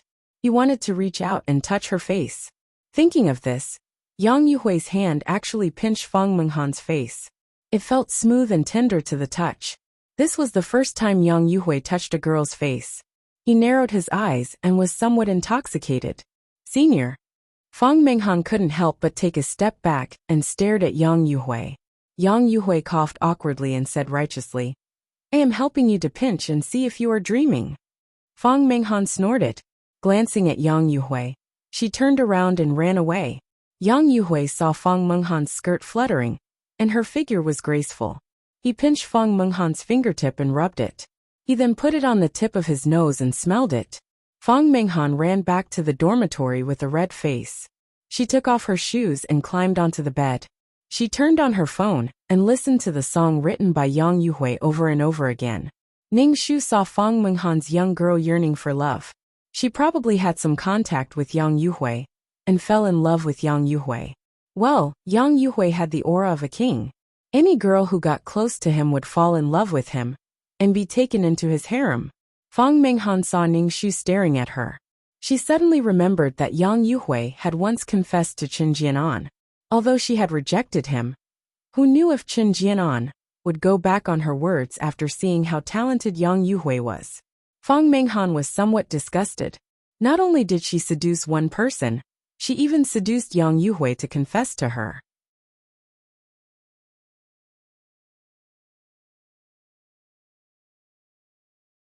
Chapter 8:13. Fang Menghan listened to the lyrics and felt that Yang Yuhui was a talented person. If he could write such a song when he was still a student, he would definitely have a bright future after graduation. Looking at it this way, Yang Yuhui was still quite charming. Fang Menghan looked at Ning Shu. Ning Shu asked, "What do you think of Yang Yuhui? He confessed to you before. Don't you have a good impression of him?" "Who is Yang Yuhui?" Ning Shu asked expressionlessly. Fang Menghan looked at Ning Shu. She didn't know if she had really forgotten, or if she was deliberately saying this. Thinking about it carefully, your boyfriend is still better. He comes from a rich family, and is also handsome. It's hard to find someone like him. Fang Menghan said. Ning Shu sneered in his heart. He was afraid that Fang Menghan would change her mind. He even persuaded her to accept Yang Yuhui's confession before. What a scheming person! Ning Shu ignored the blushing Fang Menghan and continued to hack into Yang Yuhui's computer. This time, he successfully hacked into Yang Yuhui's computer and had a clear view of his computer. In the end, he found that Yang Yuhui was writing a script, and it was about the famous Gij Huanju. Seeing the words Huanju Gij Huanju, Ning Shu almost laughed out loud. There was no Qing dynasty in this world. If he followed the original Qing dynasty script with long braids and bright hair, this world might not be able to accept such a weird style. He had to change the historical background. He just didn't know how Yang Yuhui would deal with it. Ning Shu thought for a while. Since you are writing Huanju Gij Huanju, I will write a new legend of White Snake. A love story between a human and a demon was much better than a group of lunatics. Yang Yuhui wanted to keep this TV series for himself. He wanted to keep all the good stuff for himself.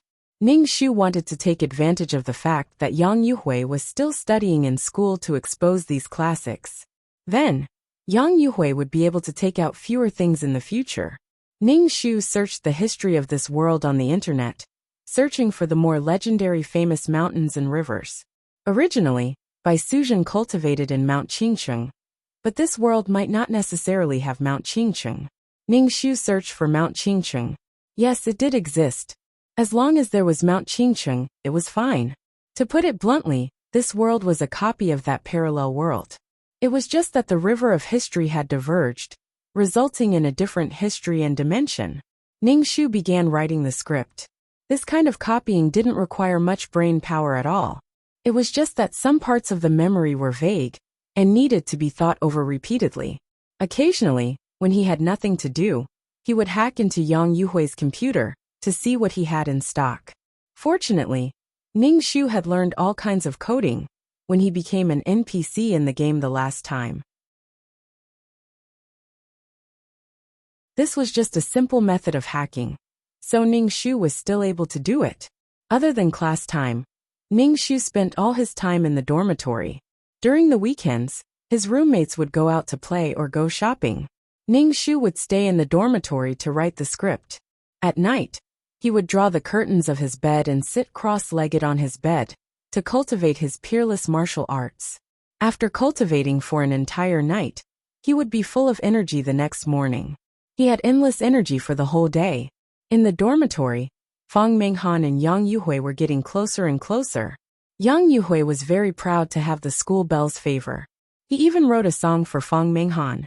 Fang Menghan sang this song and recorded it into a video and uploaded it to the internet.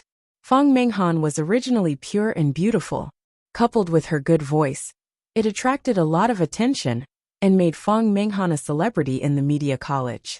In the past, Fang Menghan only had a beautiful face. However, there were many good-looking people in the media college. Now Fang Menghan was good at singing and dancing. She was no longer an ordinary beauty. Fang Menghan walked with the wind. Wherever she went, there would be people looking at her. She enjoyed the feeling of being a celebrity in advance. There were even management companies that came to poach Fang Menghan. After this incident, Fang Menghan felt that Yang Yuhui was a very talented person. It would definitely be beneficial to be close to Yang Yuhui. In the face of the tempting offer from the management company, Fang Menghan only said that she would consider it. Then, she looked at Yang Yuhui with an indecisive look. "Senior, what do you think I should choose? This depends on your decision."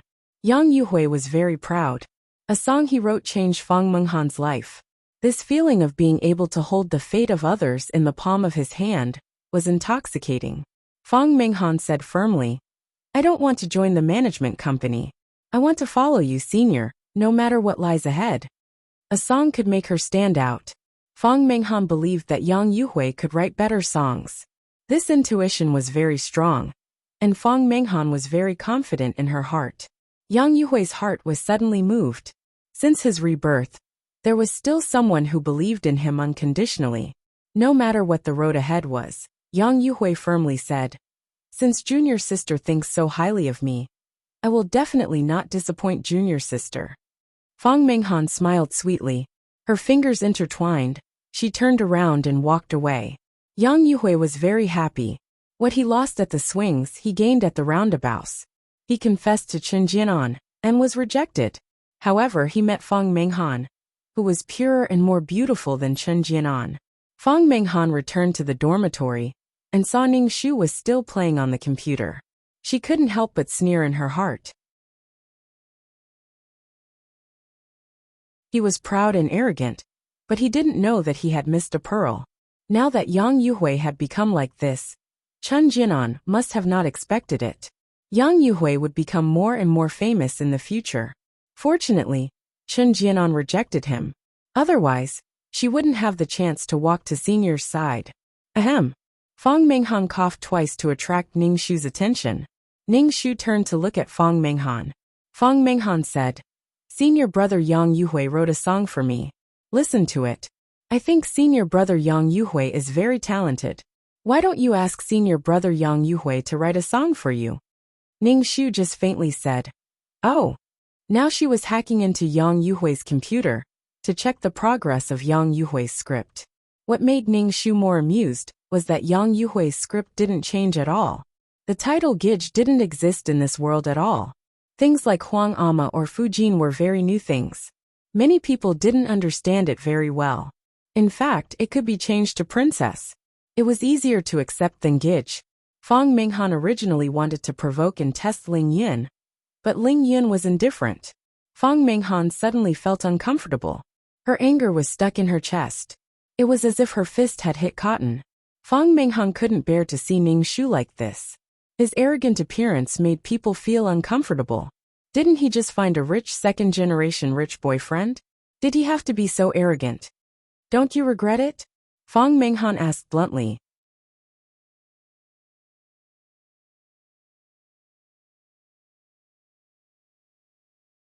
Chapter 8:14. Ning Shu was annoyed by Fang Menghan's nagging and probing. Now Fang Menghan treated Yang Yuhui like a treasure, and it seemed that other people were the same.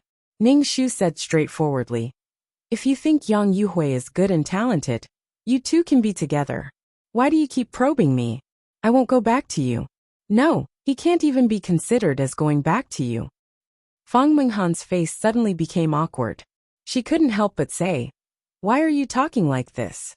Then what do you want? You're so difficult to please. If we can't reach an agreement, then don't talk to me." It made Ning Shu want to hack the script in Yang Yuhui's computer.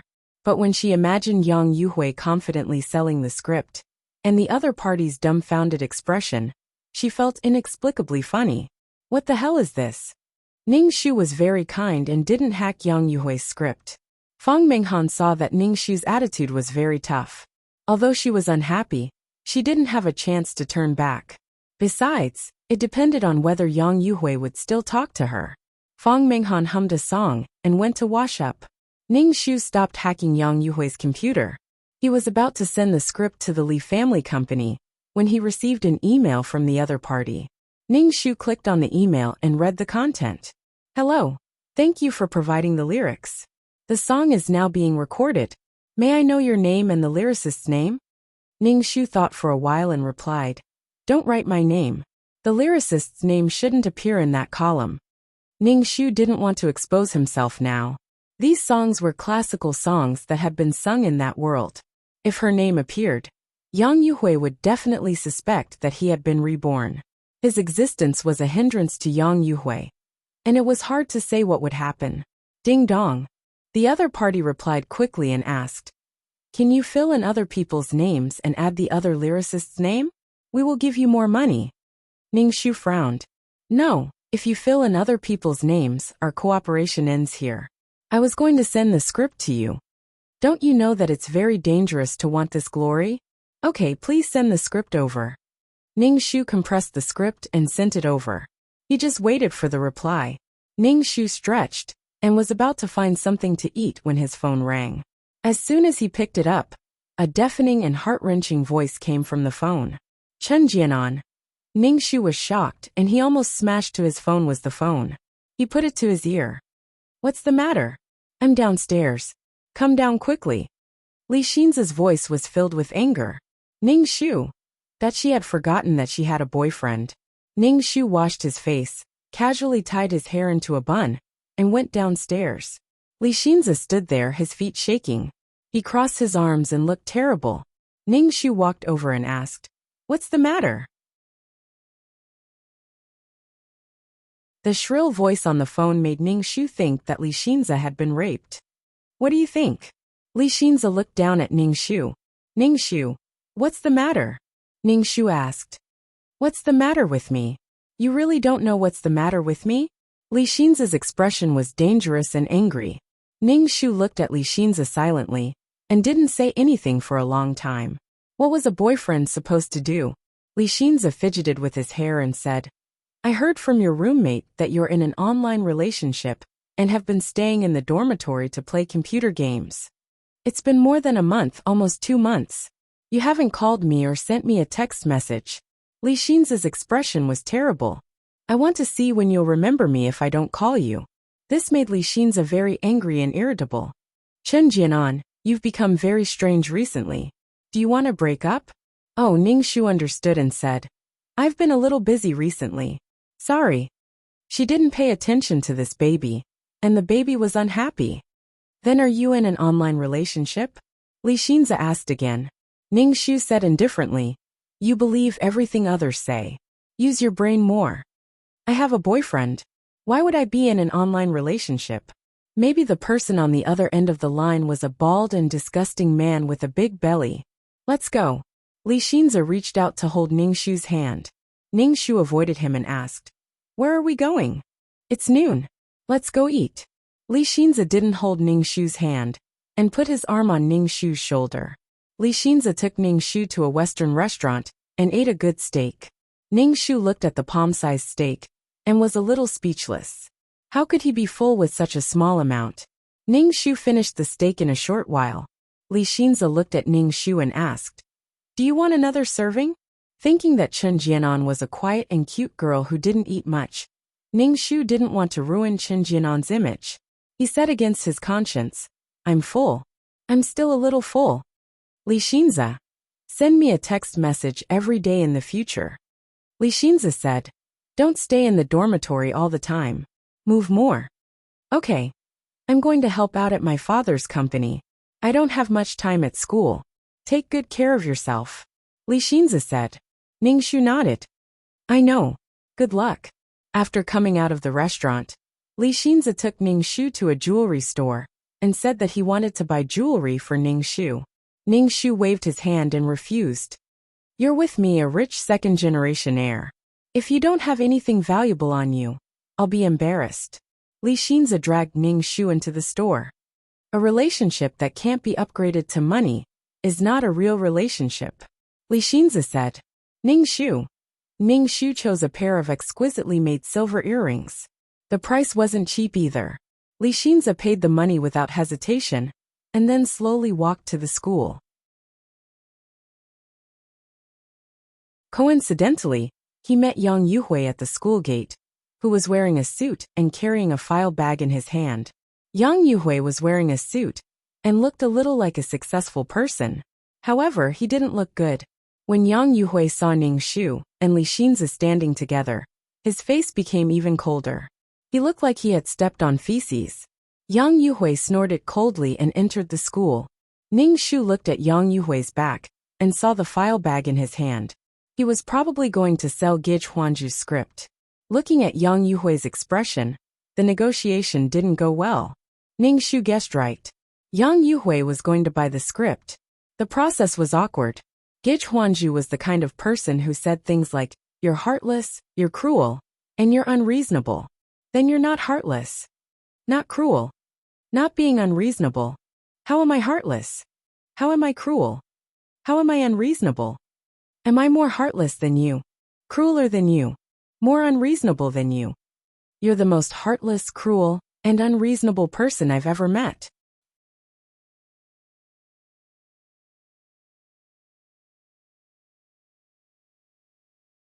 Chapter 8:15. If these unreasonable lines were read by an actor, it would be fine. But when it was read in a script, it was simply a disaster. A bunch of unreasonable lines. So when the investors saw such a script, they couldn't even look at it, let alone ask for a good price. But there were basically no good scripts in the entertainment industry, so he planned to buy this script at a cheap price. What if this script really became popular? When Yang Yuhui heard such a low price, he immediately felt insulted and exploded. This money was used to chase away beggars. You want to buy a script that became popular all over the country? Dream on. Yang Yuhui didn't want to sell it. He would keep this script for himself in the future, and let these short-sighted people see if this script could become popular. Yang Yuhui was very stubborn, and said that he didn't want to sell it. But he was still very upset. When he saw the adulterous couple at the school gate, his mood became even worse. Yang Yuhui chose a new script.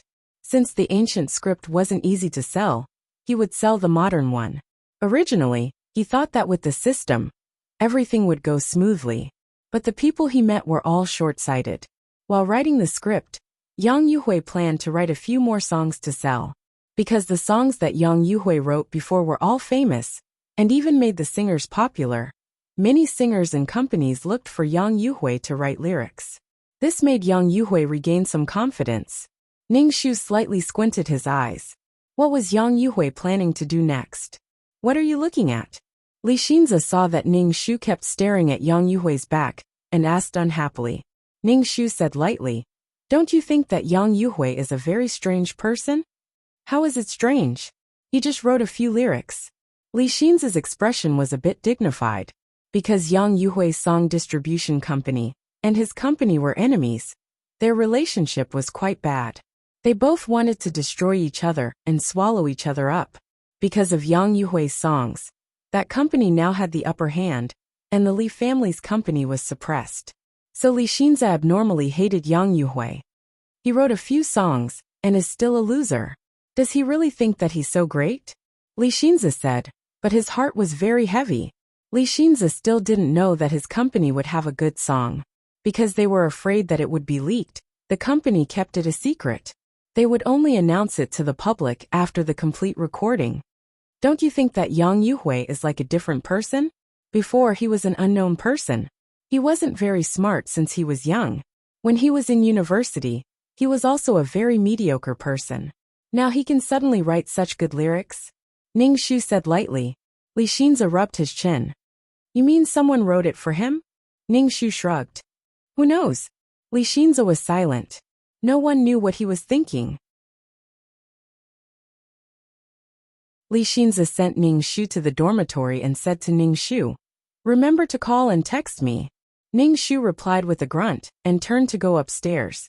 Li Xinza waited until Ning Shu went upstairs before he turned and left. Ning Shu returned to his dormitory, and turned on his computer.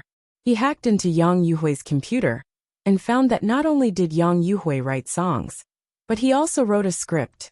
This time, Li Xinza wrote Apartment. Apartment was a humorous and relaxed sitcom. The characters in it had distinct personalities, and it had set a very good rating and search index. If Yang Yuhui sold this script, it would definitely be a big success. Ning Shu pursed his lips. This kind of script could not fall into Yang Yuhui's hands. Ning Shu remained calm, and waited for Yang Yuhui to finish writing before he hacked his script. After that, Ning Shu began to rack his brains to write down some classic songs, and sent them to the Li family's company. Yang Yuhui wanted to keep these songs, but he definitely did not expect that someone would expose these songs in advance. Moreover, there were already people singing them. Ding dong. An email came. It was from the Li family's company.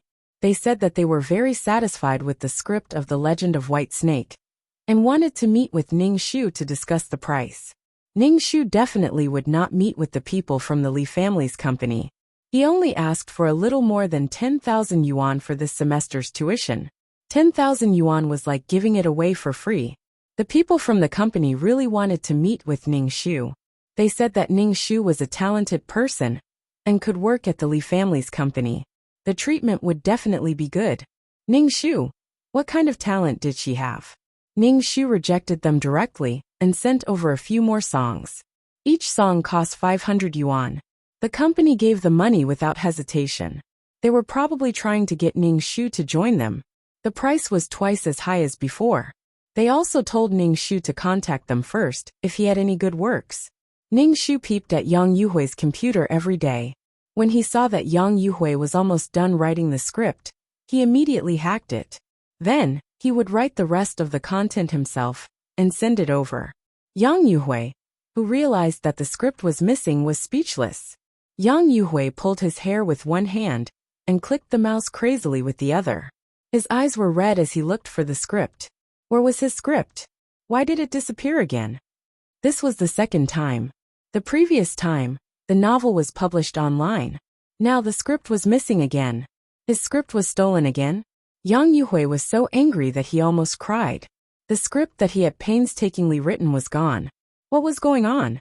Yang Yuhui threw the mouse away and turned around to look at the people in the dormitory with bloodshot eyes. Which one of you touched my computer? Was it you? His roommates were confused. This person was really crazy. He would go crazy every once in a while. Who the hell touched his computer? There was no chance for them to touch his computer. His roommates ignored Yang Yuhui and went out to play with their arms around each other's shoulders. Yang Yuhui was so angry that he almost smashed his computer again. However, this computer was very expensive. In the end, he didn't have the heart to smash it. Yang Yuhui took deep breaths and forced himself to calm down and write again. He had no choice but to rewrite it. Yang Yuhui comforted himself that the road to happiness was strewn with setbacks. After much difficulty, he finally started to write the script again. However, something happened that made Yang Yuhui completely flustered. It was that the Li family's entertainment company had released a few albums. Moreover, these songs were good songs from the other world. They dominated the major music charts as soon as they were released. He had kept these songs for himself in preparation for them to become popular in the future. However, now that they had suddenly appeared, Yang Yuhui panicked. Could it be that there were people like him, who had been reborn in this world? Could it be that he wasn't unique? Yang Yuhui was panicked and angry.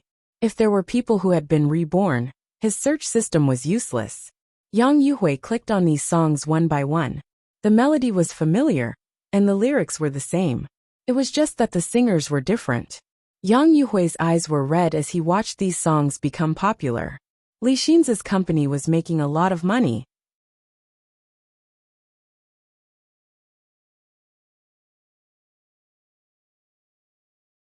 Chapter 8:16. These songs should have been his, and the glory should have been his.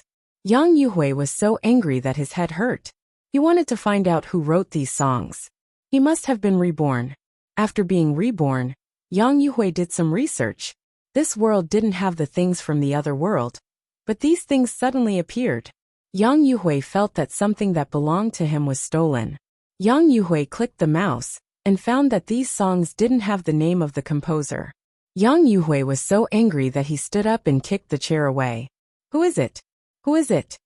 Yang Yuhui shouted in a low voice. This guy was hiding in the dark. The other party might know of his existence, but he didn't know of their existence. The enemy was in the dark, and he was in the light. Yang Yuhui felt that he was being controlled. His every move was under the watchful eyes of others. Yang Yuhui's heart was filled with anger. A mountain couldn't have two tigers, and it was someone who had the same thing. Yang Yuhui sat on the ground weakly. Why was everything so difficult? He had the cheat system, and his life should be smooth sailing. Ning Shu was in a good mood. He was looking at the songs on the charts. The computer was playing these songs, and they were very pleasant to listen to. Yang Yuhui didn't use these songs, and it was Li Xin's company that benefited. As long as it could weaken Yang Yuhui's luck, it didn't matter. Moreover, Li Xin was Chen Jianan's boyfriend. These songs are not as good as Yang Yuhui's songs. Fang Menghan curled her lips and said. Ning Shu ignored her. He picked up his phone and sent a message to Li Xinza. Have you eaten? Then he didn't care anymore. Fang Menghan was afraid that these songs would affect Yang Yuhui's mood, so she dressed up and went to look for Yang Yuhui. Yang Yuhui was in a bad mood. But when he saw Fang Menghan wearing a dress and standing in front of the boys' dormitory, his depression dissipated a little. Yang Yuhui put on the branded clothes he bought and went downstairs. Fang Menghan said sweetly, "Senior brother, I'll treat you to a meal today." Yang Yuhui saw that many people were looking at him, and Fang Menghan. Standing with a beauty like Fang Menghan was a very honorable thing, especially when the boys looked at him with envy and jealousy in their eyes. Yang Yuhui suddenly felt refreshed and revealed a charming smile. "Okay, a beauty's treat is exactly what I want." Seeing the smile on Yang Yuhui's face, Fang Menghan blushed and followed Yang Yuhui out of the school. At the dinner table, Fang Menghan comforted Yang Yuhui. "You can definitely write better songs than those." Yang Yuhui didn't say anything. Fang Menghan quickly said, "Really, senior brother, I believe you." Yang Yuhui nodded and said, "Of course. These songs are just ordinary." Fang Menghan's eyes widened. "Can you really write songs that surpass these songs?" Yang Yuhui nodded.